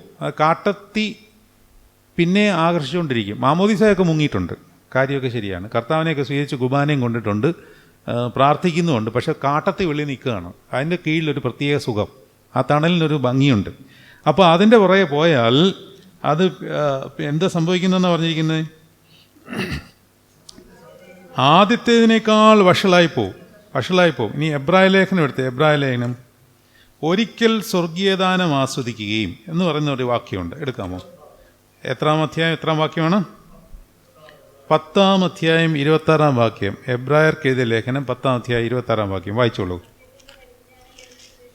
സത്യത്തിൻ്റെ പരിജ്ഞാനം ലഭിച്ച ശേഷം, എത്രാം വാക്യമാണ്? ഒന്നുകൂടെ പറഞ്ഞേ, എത്രാം വാക്യമാണ്? 10:26. സത്യത്തിൻ്റെ പരിജ്ഞാനം ലഭിച്ച ശേഷം നാം മനഃപൂർവ്വം പാപം ചെയ്താൽ പാപങ്ങൾക്ക് വേണ്ടി ഇനി ഒരു യാഗവും ശേഷിക്കാതെ ന്യായവിധിക്കായി ഭയങ്കരമായൊരു പ്രതീക്ഷയും എതിരാളികളെ ദഹിപ്പിക്കുവാനുള്ള ക്രോധാഗ്നിയുമേ ഉള്ളൂ. എന്താ ഈ ക്രോധാഗ്നി എന്നൊക്കെ പറഞ്ഞാൽ ഈ വാക്യമല്ല ഉദ്ദേശിച്ചത്. ഇത് നല്ലൊരു വാക്യമാണ്, ഈ വാക്യം കാണിച്ചു തന്നതിന് നന്ദി പറയുന്നു. ഞാൻ ഉദ്ദേശിച്ചത് ഒരിക്കൽ സ്വർഗീയദാനം ആസ്വദിക്കുകയും എന്ന് പറയുന്നൊരു വാക്യമുണ്ട്. അതായത് 6-ാം അധ്യായം 4-ാം വാക്യം. ഒരിക്കൽ പ്രകാശനം ലഭിച്ചിട്ട് സ്വർഗീയദാനം ആസ്വദിക്കുകയും പരിശുദ്ധാത്മാവിനെ പ്രാപിക്കുകയും ദൈവത്തിൻ്റെ നല്ല വചനവും വരുവാനുള്ള ലോകത്തിൻ്റെ ശക്തിയും ആസ്വദിക്കുകയും ചെയ്തവർ പിന്മാറിപ്പോയാൽ തങ്ങൾക്ക് തന്നെ ദൈവത്തിനെ വീണ്ടും ക്രൂശിക്കുന്നവരും അവന് ലോക അപവാദം വരുത്തുന്നവരും ആകൊണ്ട് അവരെ പിന്നെയും മാനസാന്തരത്തിലേക്ക് പുതുക്കുവാൻ കഴിവുള്ളതല്ല. അപ്പോൾ പിന്നെയും കാട്ടത്തിയെ കയറാൻ പോയാലുള്ള പ്രശ്നം അതാണ്. പിന്നീട് അത് തിരിച്ചു വരാൻ പാടാണ്. താഴോട്ടുള്ള വാക്യത്തിൽ അത് കൂടുതൽ വിശദമാക്കുന്നുണ്ട്. പലപ്പോഴും പെയ്ത മഴ കുടിച്ചിട്ട് ഭൂമി കൃഷി ചെയ്യുന്നവർക്ക് ഹിതമായ സസ്യാദികളെ വിളയിക്കുന്നു. കണ്ടോ? എങ്കിൽ ദൈവത്തിൻ്റെ അനുഗ്രഹം പ്രാപിക്കുന്നു. അതായത് ശ്രദ്ധിച്ചോണം ആ വാക്യം, പലപ്പോഴും പെയ്ത മഴ കുടിച്ചിട്ട് ഭൂമി കൃഷി ചെയ്യുന്നവർക്ക് ഹിതമായ സസ്യാദികളെ വിളയിക്കുന്നു എങ്കിൽ ദൈവത്തിൻ്റെ അനുഗ്രഹം പ്രാപിക്കുന്നു. മുള്ളും ഞെരിഞ്ഞിലും മുളപ്പിച്ചാലോ അത് കൊള്ളരുതാത്തവരും ശാപത്തിന് അടുത്തതും ആകുന്നു. കണ്ടോ? അപ്പോൾ മഴ പെയ്താൽ ഈ രണ്ട് സാധനവും കിളിക്കും. അതായത് സസ്യാദികൾ, ജീവവൃക്ഷം കിളിക്കും, അതിൻ്റെ സൈഡിൽ കൂടെ കാട്ടത്തിയും കൂടെ വളരും. കാരണം എന്താണെന്നറിയാമോ? നമ്മൾ ജീവിക്കുന്നത് ദുഷ്ടലോകത്തിലാണെന്ന് യോഹന്നാൻ എഴുതിയ ലേഖനം 1 യോഹന്നാൻ 3-ാം അധ്യായം 5-ാം അധ്യായം 19-ാം വാക്യം പറയുന്നുണ്ട്. വായിക്കാമോ? 1 യോഹന്നാൻ 5-ാം അധ്യായം 19-ാം വാക്യം. നാം ദൈവത്തിൽ നിന്നുള്ളവർ എന്ന് നാം അറിയുന്നു, എന്നാൽ സർവ്വലോകവും ദുഷ്ടൻ്റെ അധീനതയിൽ കിടക്കുന്നു. ആ ലോകത്തിന് ഒരു പ്രഭു ഉണ്ട്. പ്രഭു താഴേക്ക് നമ്മൾ വരും. ഇനി യോഹന്നാന്റെ സുവിശേഷത്തിലേക്ക് നമുക്ക് തിരിച്ചു വരാം, 12-ാം അധ്യായത്തിൽ. അപ്പോൾ ഈ നാഴിക എന്ന് പറയുന്ന സമയം കർത്താവിനൊരു നാഴികയുണ്ട്. ആ നാഴിക എന്താണ്? ഇവിടെ ഈ അധ്യായത്തിൽ പ്രതിപാദിക്കുന്നത് താൻ ഉയർത്തപ്പെടുവാനുള്ള നാഴിക വരികയാണ് എന്ന് പറഞ്ഞാൽ കുരിശിലേക്ക് കയറുവാണ്. ഈ കയറിയെങ്കിൽ മാത്രമേ പിതാവേ ഞാൻ നിന്നെ മഹത്വപ്പെടുത്തുന്നു എന്നുള്ളത് അർത്ഥവത്താകുകയുള്ളൂ, അല്ലെങ്കിൽ അത് സംഭവിക്കുകയുള്ളൂ. കുരിശിൽ കയറിയെങ്കിൽ മാത്രമേ മഹത്വം ഇറങ്ങുകയുള്ളൂ. അപ്പോൾ ഈ അധ്യായത്തിൽ നമ്മളിവിടെ മനസ്സിലാക്കേണ്ടിയിരിക്കുന്ന കാര്യം കഴിഞ്ഞ സെഷനിൽ ഞാൻ പറഞ്ഞതാണ്, നിങ്ങൾ കേട്ടിട്ടുണ്ടെങ്കിൽ മനസ്സിലാകും. ഇങ്ങനെ ഒരു നാഴിക നമുക്കുമുണ്ട്. നമ്മൾ മഹത്വപ്പെടണം. പിതാവ് കർത്താവിൽ കൂടി മഹത്വപ്പെട്ടതുപോലെയാണ് യേശു ക്രിസ്തു നമ്മളിൽ കൂടി മഹത്വപ്പെടുന്നത്. അല്ല, നമുക്ക് പിതാവിൽ നിന്ന് മഹത്വം കർത്താവ് കാൽവറിയിൽ കയറി തന്ന് നിറച്ച് തന്നിട്ടുണ്ട് എന്ന് പറഞ്ഞ് വിചാരിച്ചിരിക്കരുത്. അങ്ങനെ തന്നിട്ടുണ്ട്. നമുക്ക് വേണ്ടി കർത്താവ് മഹത്വപ്പെട്ടു. ഇനി നമ്മൾ മഹത്വപ്പെടുവാൻ നമ്മളും ചിലപ്പോൾ ചില നാഴികകളിൽ ഉയർത്തപ്പെടേണ്ടിയിരിക്കുന്നു. എങ്ങനെ ഉയർത്തപ്പെടണം? ക്രൂശിൽ ഉയർത്തപ്പെടേണ്ടിയിരിക്കുന്നു. അതുകൊണ്ടാണ് നമ്മുടെ ജീവിതത്തിൽ ഇങ്ങനെ ക്രൂശിൻ്റെ അനുഭവം തന്നുകൊണ്ടേയിരിക്കുന്നത്. ഇത് പിന്നിൽ നിന്ന് അതിൻ്റെ ബാക്ക്ഗ്രൗണ്ടിലെ ദൈവിക രഹസ്യം മനസ്സിലാക്കാതെ പോയാൽ നമ്മൾ മടുത്തിട്ട് നമ്മൾ കാട്ടത്തിയെ വീണ്ടും ശരണം പ്രാപിക്കുവാനുള്ള സാധ്യതയുണ്ട്. അതുകൊണ്ട് ക്രൂശിലെ ധ്യാനത്തിൽ കൂടി അല്ലാതെ മടുപ്പ് മാറില്ല എന്ന് എബ്രായ ലേഖനത്തിലുണ്ട്, അല്ലേ? നിങ്ങൾ 12-ാം അധ്യായം എടുത്തേ. ആകയാൽ നാമും സാക്ഷികളായ ഇത്ര വലിയൊരു സമൂഹം നമുക്ക് ചുറ്റും നിൽക്കുന്നതുകൊണ്ട് സകല ഭാരവും മുറുകെ പറ്റുന്ന പാപവും വിട്ട് നിങ്ങളുടെ മുമ്പിൽ വെച്ചിരിക്കുന്ന ഓട്ടം സ്ഥിരതയോടെ ഓടുക. എബ്രായർ 12. വിശ്വാസത്തിൻ്റെ നായകനും പൂർത്തി വരുത്തുന്നതുമായ യേശുവിനെ നോക്കുക. അവൻ തൻ്റെ മുമ്പിൽ വെച്ചിരിക്കുന്ന സന്തോഷം ഓർത്ത് അവൻ അപമാനം അലക്ഷ്യമാക്കി ക്രൂശിനെ സഹിക്കുകയും എന്താണ് ദൈവസിംഹാസനത്തിൻ്റെ വലത്ത് ഭാഗത്ത് ഇരിക്കുകയും ചെയ്തു. ഇനി അടുത്ത വചനം വായിച്ചേ. നിങ്ങളുടെ ഉള്ളിൽ ക്ഷീണിച്ച് മടുക്കാതിരിപ്പാൻ പാപികളാൽ തനിക്ക് നേരിട്ട ഇങ്ങനെയുള്ള വിരോധം സഹിച്ചവനെ ധ്യാനിച്ചു കൊള്ളുവീൻ. അപ്പോൾ ക്രൂശിലെ ധ്യാനം ഉണ്ടായെങ്കിൽ മാത്രമേ കാട്ടത്തിയിലോട്ട് തിരിയാതിരിക്കത്തുള്ളൂ. അല്ലെങ്കിൽ നമ്മളെല്ലാം കാട്ടത്തിയുടെ ആശ്വാസം അന്വേഷിച്ചു. അത്രയ്ക്ക് അട്രാക്ഷനാണ് ലോകം. നമ്മൾ വിചാരിക്കുന്ന പോലല്ല. ലോകമോഹങ്ങൾ ഏത് പരിശുദ്ധനെ ആകർഷിക്കും, അതിൽ വീഴും. ശരീരത്തിന് അങ്ങനെ ഒരു വലിയ ദൂഷ്യവശമുണ്ട്. അപ്പോൾ ശരീരത്തെ വിശുദ്ധിയോടെ കാക്കണമെന്നുണ്ടെങ്കിൽ ക്രൂശിനെ ധ്യാനിച്ചെങ്കിലേ പറ്റത്തുള്ളൂ. അതായത് ക്രൂശിനെ ധ്യാനിക്കണമെന്നുണ്ടെങ്കിൽ എന്ത് വേണം? ചുമ്മാ ഒരാൾക്ക് ഇന്ന് ക്രൂശിനെ ധ്യാനിക്കാൻ പറ്റത്തില്ല. ഇപ്പോൾ വിവാഹം കഴിച്ച ഒരാൾ ഇനി എത്ര എന്നോട് നിങ്ങളുടെ വിവാഹ ജീവിതത്തെപ്പറ്റി വിഷമം പറഞ്ഞാൽ ഒരുപാട് പേര് വന്ന് പറയുന്നുണ്ട്. ഞാൻ ചിലപ്പോൾ ഒരു ഭംഗിവാക്കിന് വേണ്ടി പറയാം, എനിക്ക് മനസ്സിലാവും സഹോദരി അല്ലെ സഹോദര എന്ന് പറയാം. ഒരു ഭംഗിവാക്ക് മാത്രമാണത്. എനിക്കെങ്ങനെയാണ് മനസ്സിലാകുന്നത് ഒരു വിവാഹ ജീവിതത്തിലെ പ്രയാസങ്ങൾ എന്താണെന്ന്? ഇനി തിരിച്ച് നിങ്ങളോട് ഒരു അവിവാഹിതൻ്റെ വിഷമം എന്താണെന്ന് നിങ്ങളോട് പറഞ്ഞാൽ നിങ്ങൾ ചുമ്മാ ഭംഗിവാക്കിന് എന്നോട് പോട്ടച്ചാ സാരമില്ല, ഇതൊക്കെ നമുക്ക് മനസ്സിലാവുമല്ലോ എന്ന് പറഞ്ഞാൽ നിങ്ങൾക്ക് എന്തോ മനസ്സിലായിട്ടാണ്? ഒന്നും മനസ്സിലാകത്തില്ല. എന്താ മനസ്സിലായി? ചുമ്മാ പറയാമെന്നുള്ളതേ ഉള്ളൂ. അപ്പോൾ അതിൽ കൂടി കയറിപ്പോകുന്ന ഒരാളോട് പറഞ്ഞെങ്കിൽ മാത്രമേ അത് മനസ്സിലാകത്തുള്ളൂ.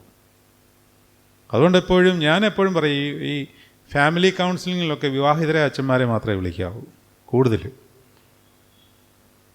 അവർക്ക് കുറച്ചും കൂടെ നിങ്ങളോട് അതിനെപ്പറ്റി പറഞ്ഞു തരുവാൻ കഴിയും എന്നാണ് എൻ്റെ ഒരു വിശ്വാസം. പിന്നെ സ്പിരിച്വലായിട്ടുള്ള അഡ്വൈസ് എല്ലാവർക്കും അത് കൊടുക്കാൻ പറ്റും, അത് വേറെ കാര്യം. ഞാൻ പറഞ്ഞത് ഒരു വിഷമം മനസ്സിലാക്കണമെങ്കിൽ ആ വിഷമത്തിൽ കൂടി കയറിപ്പോയെങ്കിലേ പറ്റത്തുള്ളൂ. അപ്പോൾ ക്രൂശിനെ ധ്യാനിക്കണമെന്നുണ്ടെങ്കിൽ നല്ല സുഖലോലുപതയിൽ നിന്നൊന്നും ക്രൂശിനെ ധ്യാനിക്കാൻ പറ്റത്തില്ല. നമ്മൾ ചുമ്മാ പറയാമെന്നുള്ളതേ ഉള്ളൂ. അങ്ങനെയൊന്നും ക്രൂശിനെ ധ്യാനിക്കാൻ പറ്റത്തില്ല. ക്രൂശിനെ ധ്യാനിക്കണമെങ്കിൽ നിങ്ങൾക്ക് ക്രൂശിൻ്റെ അനുഭവം ഉണ്ടാവണം, എനിക്കും ഉണ്ടാവണം. ഉണ്ടായാൽ അതിൻ്റെ മൂട്ടിലിരിക്കും.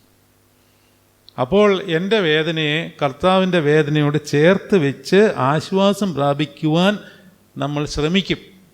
ഈ വേദന ഒന്നുമല്ല എന്ന് ക്രൂശിൽ തറഞ്ഞു കിടക്കുന്ന കർത്താവിനെ ഓർക്കുമ്പോൾ നമുക്കത് അനുഭവപ്പെടും. അപ്പോൾ നമ്മുടെ കണ്ണിൽ നിന്ന് ജലനദികൾ ഒഴുകും. അല്ലാതൊന്നും ക്രൂശിനെ ധ്യാനിക്കാൻ പറ്റത്തില്ല. അതുകൊണ്ടാണ് ഇപ്രകാരം എബ്രായ ലേഖനത്തിൽ പറഞ്ഞിരിക്കുന്നത്. എന്താണ് പറഞ്ഞിരിക്കുന്നത്? നിങ്ങളുടെ ഉള്ളിൽ ക്ഷീണിച്ച് മടുക്കാതിരിപ്പാൻ പാപികളാൽ തനിക്ക് നേരിട്ട ഇങ്ങനെയുള്ള വിരോധം സഹിച്ചവനെ ധ്യാനിച്ചുകൊള്ളുവിൻ. കർത്താവ് എന്ത് കാണിച്ചു തന്നോ അതുമായിട്ട് താതാത്മ്യപ്പെടാൻ കർത്താവിൻ്റെ ശരീരത്തിൻ്റെ മുറിവിൻ്റെ ഒരു ചെറിയ ഭാഗം നമുക്ക് തരും.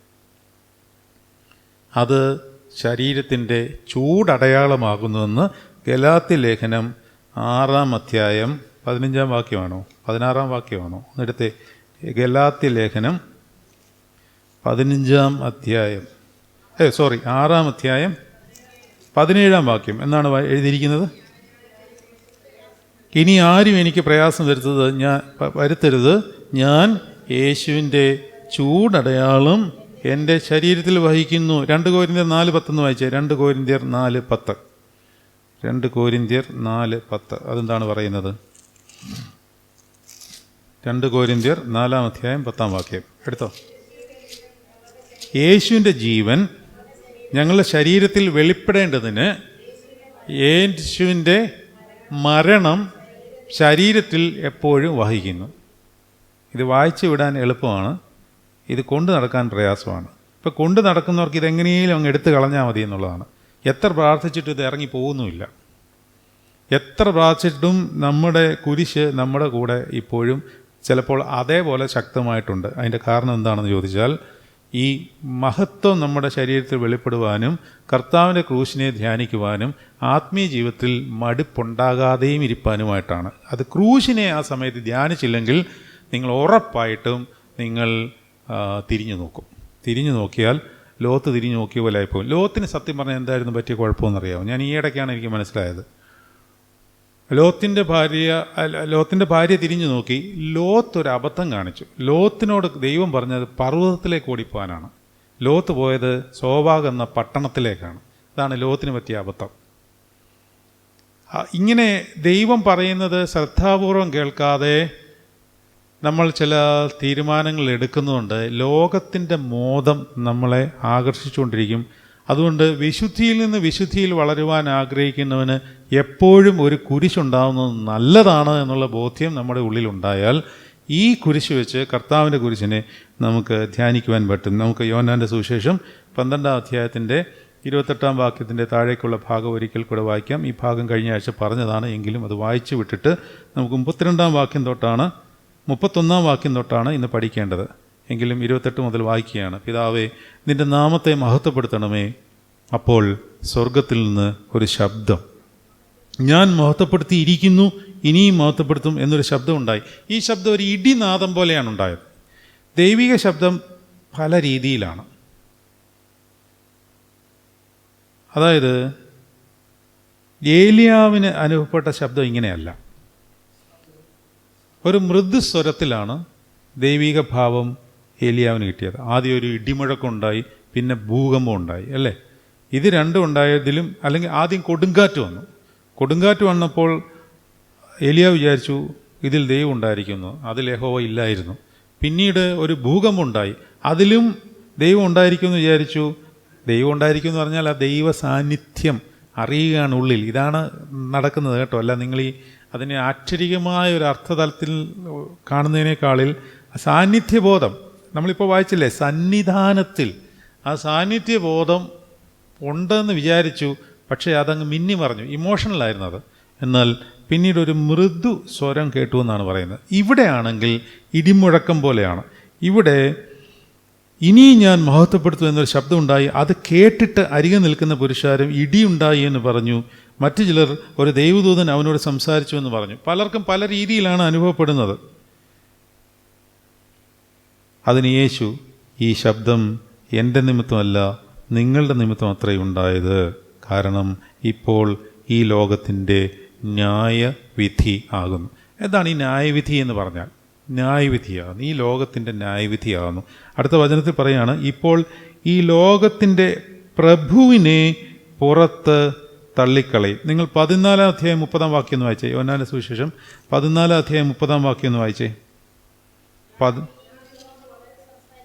ഞാൻ ഇനിയും നിങ്ങളോട് അധികമൊന്നും സംസാരിക്കുകയില്ല. കാരണം എന്താണ്? ഈ ലോകത്തിൻ്റെ പ്രഭു വരുന്നു. അത് കർത്താവ് അനുവദിക്കുകയാണ്. ഇനി കർത്താവിൻ്റെ ആ കുരിശുമരണത്തിന് വേണ്ടി ലോകത്തിൻ്റെ പ്രഭുവിനെ അനുവദിച്ച് കർത്താവ് തന്നെ അവനെ ഏൽപ്പിച്ചു കൊടുക്കുകയാണ്. നമ്മൾ നേരത്തെ ഒരു കാര്യം പഠിച്ചിരുന്നു, ശ്രദ്ധിച്ച്. 1 കൊരിന്ത്യർ 5 നിന്നും ആത്മാക്കളെ രക്ഷിക്കുവാൻ വേണ്ടി കർത്താവിൻ്റെ അന്ത്യവിധി നാളിൽ അവൻ്റെ ആത്മാവ് രക്ഷിക്കുവാൻ വേണ്ടി സാത്താനെ ഏൽപ്പിച്ചു കൊടുക്കുന്നു, അല്ലേ? മറന്നുപോയ ആ കാര്യം? 1 കൊരിന്ത്യർ 5. അതുപോലെ ഒരുപാട് വാക്യങ്ങളുണ്ട്. വ്യാജത്തിൻ്റെ വ്യാപാര ശക്തിക്ക് ഏൽപ്പിച്ചു കൊടുത്തു. റോമർ 1 ഏൽപ്പിച്ചു കൊടുത്തു. 1 കൊരിന്ത്യർ 5 ദുർനടപ്പ് നിങ്ങളുടെ ഇടയിൽ ഉണ്ട് എന്ന് തോന്നുന്നുവല്ലോ എന്ന് പറയുന്ന ആ അധ്യായം തുടങ്ങി താഴോട്ട് വരുമ്പോൾ, അങ്ങനെ ദുർനടപ്പ് ചെയ്ത ഒരുവനെ എന്ത് ചെയ്യണമെന്ന് പൗലോസ് പഠിപ്പിക്കുന്നത്? കർത്താവ് യേശുക്രിസ്തുവിൻ്റെ നാളിൽ രക്ഷിക്കപ്പെടേണ്ടതിന് ജഡസംഹാരത്തിനായി സാത്താനെ ഏൽപ്പിച്ചു കൊടുത്തു. ഇപ്പോൾ ആ മാതൃക കർത്താവ് ഇവിടെ കാണിച്ചു തരിക. എങ്ങനെയാണ്? തൻ്റെ ജഡത്തെ പിശാചിനെ ഏൽപ്പിച്ചു കൊടുക്കുകയാണ്. ഇത് മനസ്സിലാക്കിക്കൊള്ളാം. തൻ്റെ ജഡത്തെ താൻ അനുവദിച്ച് പിശാചിനെ ഏൽപ്പിച്ചു കൊടുക്കുക. പിശാചിന് അവൻ്റെ മേൽ ഒരു കാര്യമില്ല. അത് കർത്താവ് പറയുന്നുണ്ട്, അവന് എൻ്റെ മേൽ ഒരധികാരമില്ല, അവനുമായിട്ട് എനിക്കൊരു കാര്യമില്ല. പക്ഷേ നിങ്ങൾ രക്ഷിക്കപ്പെടേണ്ടതിന്. ഇവിടെ നിന്ന് ശ്രദ്ധിച്ചേ, ഈ ശബ്ദം എന്തിനായിട്ടുണ്ടായത്? നിങ്ങൾക്ക് വേണ്ടിയാണ് ഉണ്ടായത്. നിങ്ങൾ ചില കാര്യങ്ങൾ മനസ്സിലാക്കണം. അതുകൊണ്ട് ഞാൻ എൻ്റെ ശരീരം പിശാചിനെ അങ്ങോട്ട് ഏൽപ്പിച്ചു കൊടുക്കാൻ പോവാണ്. ഈ ലോകത്തിൻ്റെ പ്രഭു വരുന്നത്, അവനോട് എനിക്കൊരു കാര്യമില്ല, എനിക്കൊരു ബന്ധമില്ല. പക്ഷേ ജഡസംഹാരത്തിനായി നിങ്ങളുടെ ശരീരം നിങ്ങൾ നശിപ്പിച്ചിരിക്കുന്നതുകൊണ്ട് ആ ശരീരത്തെ രക്ഷിക്കുവാൻ വേണ്ടി ഞാൻ എൻ്റെ ശരീരം പാപം ആക്കുവാൻ പോവുകയാണ്. പാപം അറിയാത്തവനെ നാം അവനിൽ ദൈവത്തിൻ്റെ നീതി ആകേണ്ടതിന് അവൻ നമുക്ക് വേണ്ടി തന്നെത്താൻ പാപം ആക്കി. എവിടെയാണ്? 1 കൊരിന്ത്യർ അല്ല, 1 കൊരിന്ത്യർ 5 അവസാന വാക്യമാണ്. 21 ആയിരിക്കും. 15 തൊട്ട് ഇങ്ങനെ വായിക്കണം. അത് എന്നാലേ അതിൻ്റെ ഒരു സന്തോഷം വരത്തുള്ളൂ. എല്ലാവർക്കും വേണ്ടി ഒരുവൻ മരിച്ചിരിക്കെ എല്ലാവരും മരിച്ചുവെന്നും ഇനി ജീവിക്കുന്നവർ തങ്ങൾക്കായിട്ടല്ല തങ്ങൾക്ക് വേണ്ടി മരിച്ചു ഉയർത്തുവാനായിട്ട് യേശുവിനായിട്ട് തന്നെ ജീവിക്കേണ്ടതിന് അവൻ എല്ലാവർക്കും വേണ്ടി മരിച്ചുവെന്ന് ഞാൻ നിർണയിച്ചിരിക്കുന്നു. ഇനി അതുകൊണ്ട് ഞാൻ ക്രിസ്തുവിനെ ജഡപ്രകാരം അറിയുന്നില്ല. ജഡപ്രകാരം ഇതുവരെ അറിഞ്ഞുവെങ്കിലും ഇനി മുതൽ അങ്ങനെ അറിയുന്നില്ല. 2 കൊരിന്ത്യർ 5:15. ഒരുത്തൻ ക്രിസ്തുവിലായാൽ അവൻ പുതിയ സൃഷ്ടിയാകുന്നു, പഴയത് കഴിഞ്ഞുപോയി, ഇതാ അത് പുതുതായി തീർന്നിരിക്കുന്നു. അതിനൊക്കെയും ദൈവം തന്നെ കാരണഭൂതൻ. കണ്ടോ ആ വാക്യം? കണ്ടോ? വായിച്ചോ. അതിനൊക്കെയും ദൈവം തന്നെ കാരണഭൂതൻ. ബാക്കി വായിച്ചേ. അതാണോ വായിക്കാൻ പറഞ്ഞത്? അത്രയും ഞാൻ വായിച്ചു കഴിഞ്ഞില്ലേ? എന്താണ്? നിങ്ങൾ ഉറച്ചു വായിക്കേ. നിങ്ങൾ ഈ ഒരു വാചകം വായിക്കുമ്പോൾ അത് വൃത്തിയായിട്ട് വായിക്കണം. അവിടെ ഇവിടെയും കൂടെ എന്തുവാ ഇത്? വയസ്സ് എത്ര ആയി? ഇത് ഇപ്പോൾ എത്ര നാളായി? എന്താണ്?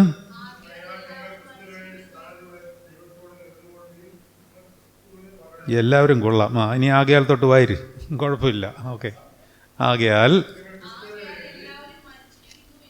ആകയാൽ എല്ലാവരും മരിച്ചിരിക്കുന്നുവെന്നും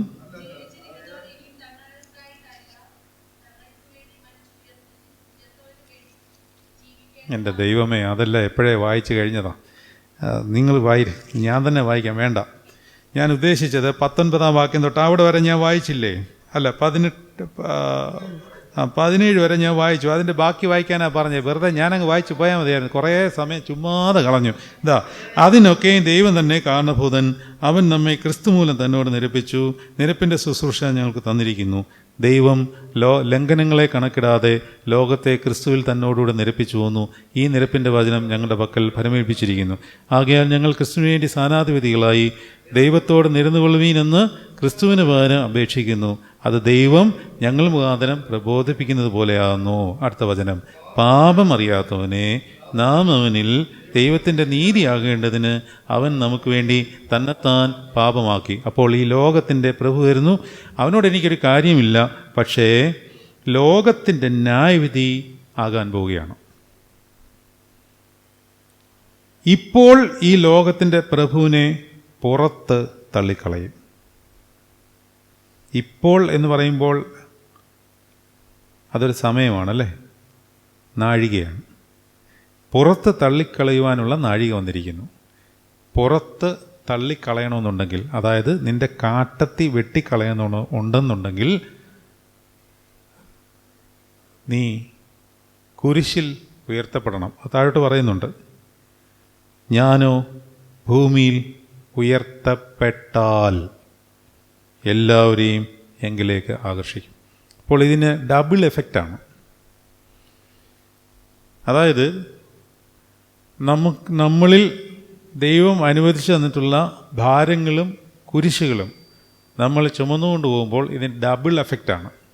എന്താണ്? ഒരു എഫക്റ്റ് എന്ന് പറഞ്ഞാൽ നമ്മൾ മഹത്വപ്പെടുകയാണ്. കർത്താവ് ഉയർത്തപ്പെട്ടപ്പോൾ ആ നാഴിക, പോയിൻ്റ്, അതാണ് ഇപ്പോൾ നാഴിക വന്നിരിക്കുന്നു. ആ നാഴികയിൽ പിതാവ് മഹത്വപ്പെടുന്നു, പ്രഭുവിനെ പുറത്ത് തള്ളിക്കളയുന്നു. ഇതിനെയാണ് ന്യായവിധി എന്ന് പറയുന്നത്. കർത്താവിൽ എല്ലാവരും ഒന്നായി ചേർന്നിട്ട് പ്രഭുവിനെ പുറത്ത് തള്ളിക്കളയുക. ഏത് പ്രഭുവിനെ? ലോകത്തിൻ്റെ പ്രഭുവിനെ പുറത്ത് തള്ളിക്കളയുന്നതിനാണ് അന്ത്യന്യായവിധി എന്ന് പറയുന്നത്. അല്ലാതെ പിടിച്ചിട്ട് എല്ലാത്തിനെയും കൂടെ തീയിലിടുകയൊന്നും അല്ലത്. അതിനർത്ഥം നിങ്ങൾ ന്യായവിധിയെ ഭയക്കരുത് എന്നല്ല. പക്ഷേ ദൈവമക്കൾക്ക് ഇതൊന്നും ഭയമില്ല. ഒരുത്തൻ ക്രിസ്തുവിലാണ്. ക്രിസ്തുവിൽ അവന് ന്യായവിധിക്ക് വേണ്ടി കാത്തിരിക്കുകയാണ്. കാരണം അവൻ്റെ ന്യായവിധി ജീവവർഷത്തിൻ്റെ ഫലവുമായിട്ട് ബന്ധപ്പെട്ടാണ്.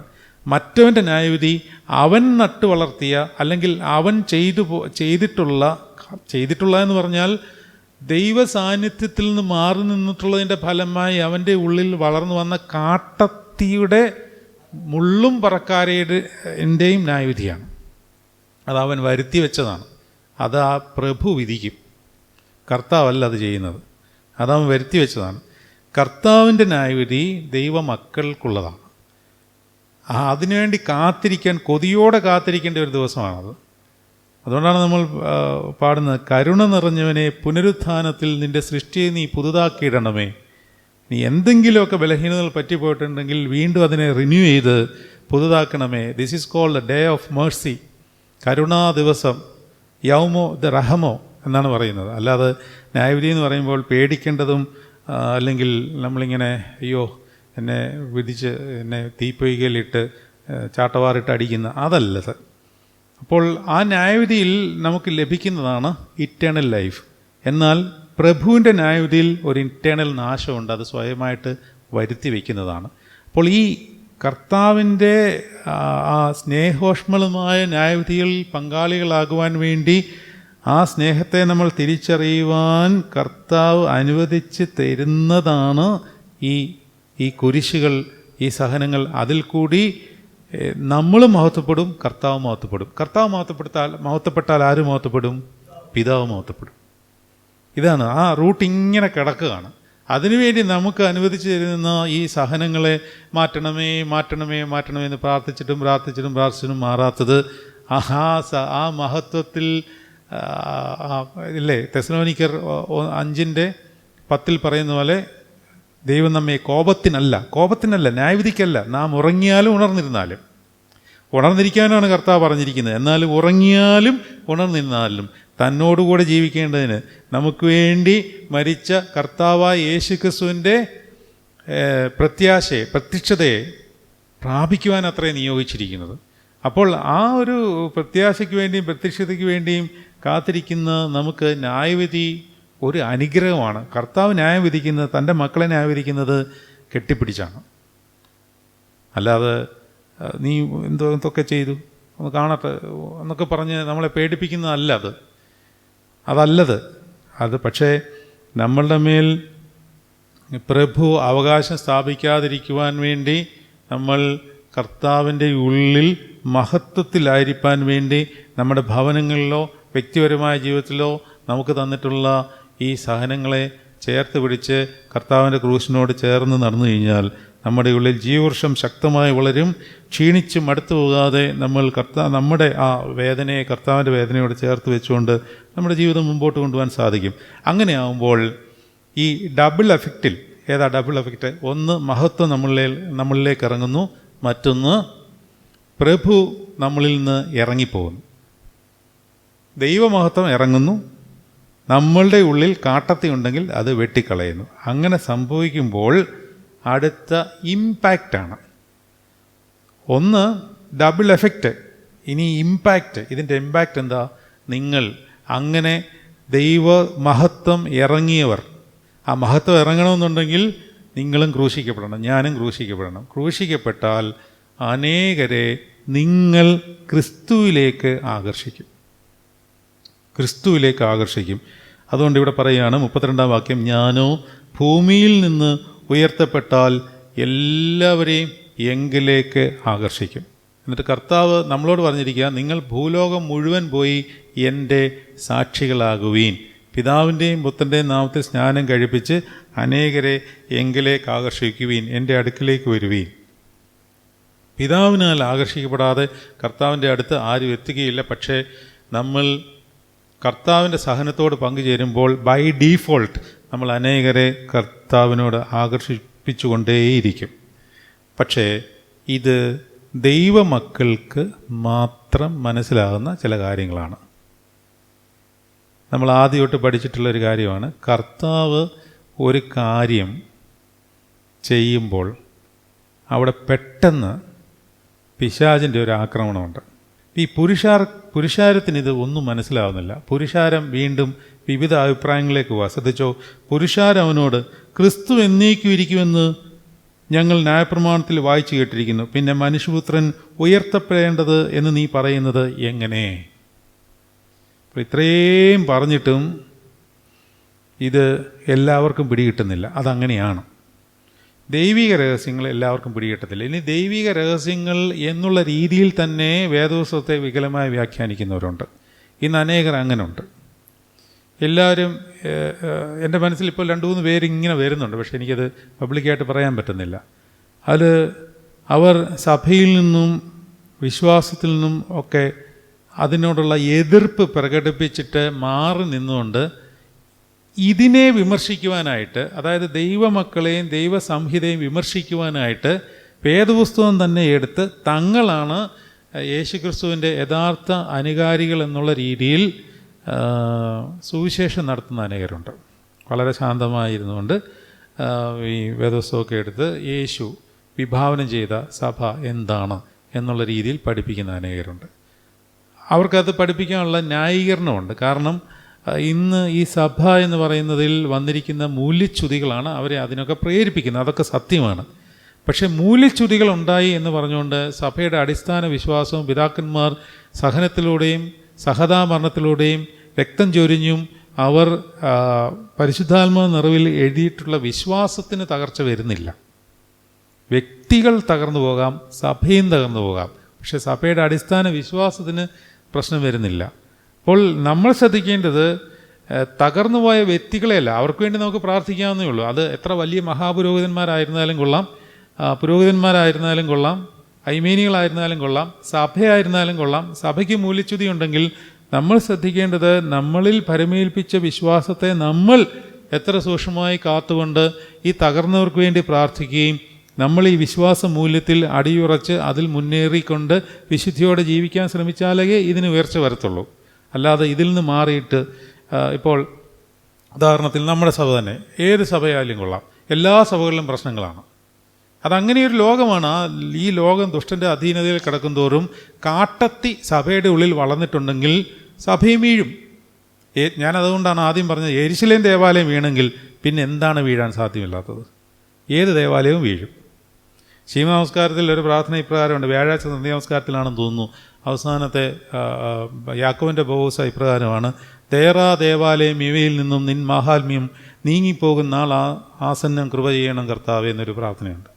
അതായത് ദേവാലയത്തിൽ നിന്നും ദേറായിൽ നിന്നുമൊക്കെ നിൻ്റെ മഹത്വം നീങ്ങിപ്പോകുന്ന അത് സംഭവിക്കും.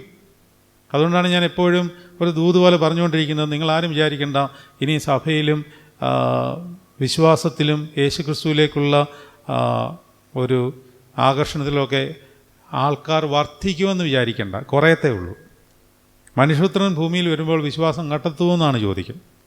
അപ്പോൾ ആ ഗണത്തിൽ പെടുവാൻ വേണ്ടി നമ്മൾ പ്രാർത്ഥിക്കുക എന്നുള്ളതേ ഉള്ളൂ. അതിനുവേണ്ടി നമ്മൾ കുഞ്ഞുങ്ങളെയും നമ്മുടെ തലമുറകളെയും നമ്മളാൽ കഴിയുന്ന വിധം പരിശീലിപ്പിച്ച് അതിന് ശ്രമിച്ചുകൊണ്ടിരിക്കുക. നമ്മൾ പരിശീലിപ്പിക്കുമ്പോൾ നമ്മളൊരു കാര്യം ശ്രദ്ധിക്കണം, നമ്മൾ സാക്ഷികളായി മാറിയില്ലെങ്കിൽ ആ പരിശീലനം വ്യർത്ഥമായി പോകും.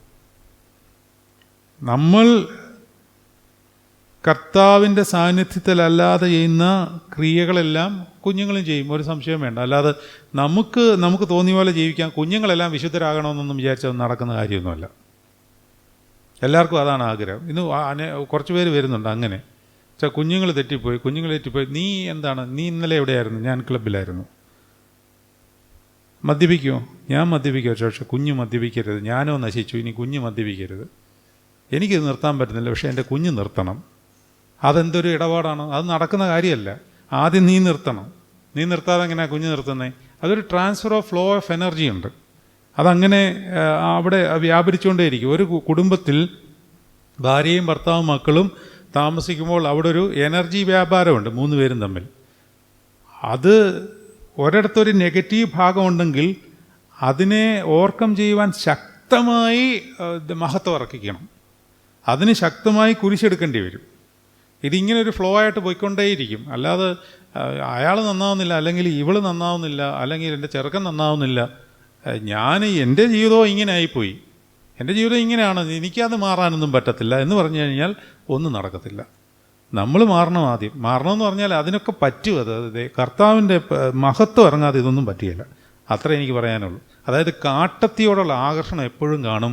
ജീവവൃക്ഷം ശക്തമായി വളർന്നെങ്കിൽ മാത്രമേ സത്യത്തിൽ ആ ജീവവൃക്ഷത്തിൽ കയറി ചവിട്ടിക്കൊണ്ട് വേണം കാട്ടത്തിയുടെ മണ്ടയിലോട്ട് ചവിട്ടാൻ. അപ്പോൾ അത് നമ്മുടെ ആ പാദസ്പർശനത്തിൻ്റെ ഭാരത്താൽ, ആ ഭാരം എന്നുള്ള വാക്കിന് ഞാൻ കാബോധ്, വെയിറ്റ് അല്ലെങ്കിൽ തേജസ്സിൻ്റെ കനമെന്നാണ് ഉദ്ദേശിച്ചത്. ആ ഭാരത്താൽ ഈ കാട്ടത്തി തകർന്നു പോകും. അപ്പോൾ എന്താണ് ചെയ്യേണ്ടത്? കുരിശു വഹിച്ച് മഹത്വം ഇറക്കുക. മഹത്വം ഇറക്കുമ്പോൾ ഈ കാട്ടത്തി നശിച്ചു പോകും. അതിന് നിലനിൽക്കാൻ പറ്റില്ല, അതിൻ്റെ മുമ്പിൽ പിടിച്ചു നിൽക്കത്തില്ല. ഇരുളോ അതിനെ കീഴടക്കിയില്ലെന്നാണ്. ഇനി താഴോട്ട് വെളിച്ച വിരലിനെ പറ്റി പറയുന്നുണ്ട്. അതായത് കറണ്ട് പോയോ? സാരമില്ല. യോഹന്നാന്റെ സുവിശേഷം തുടങ്ങുന്നത് തന്നെ അങ്ങനെയാണല്ലേ?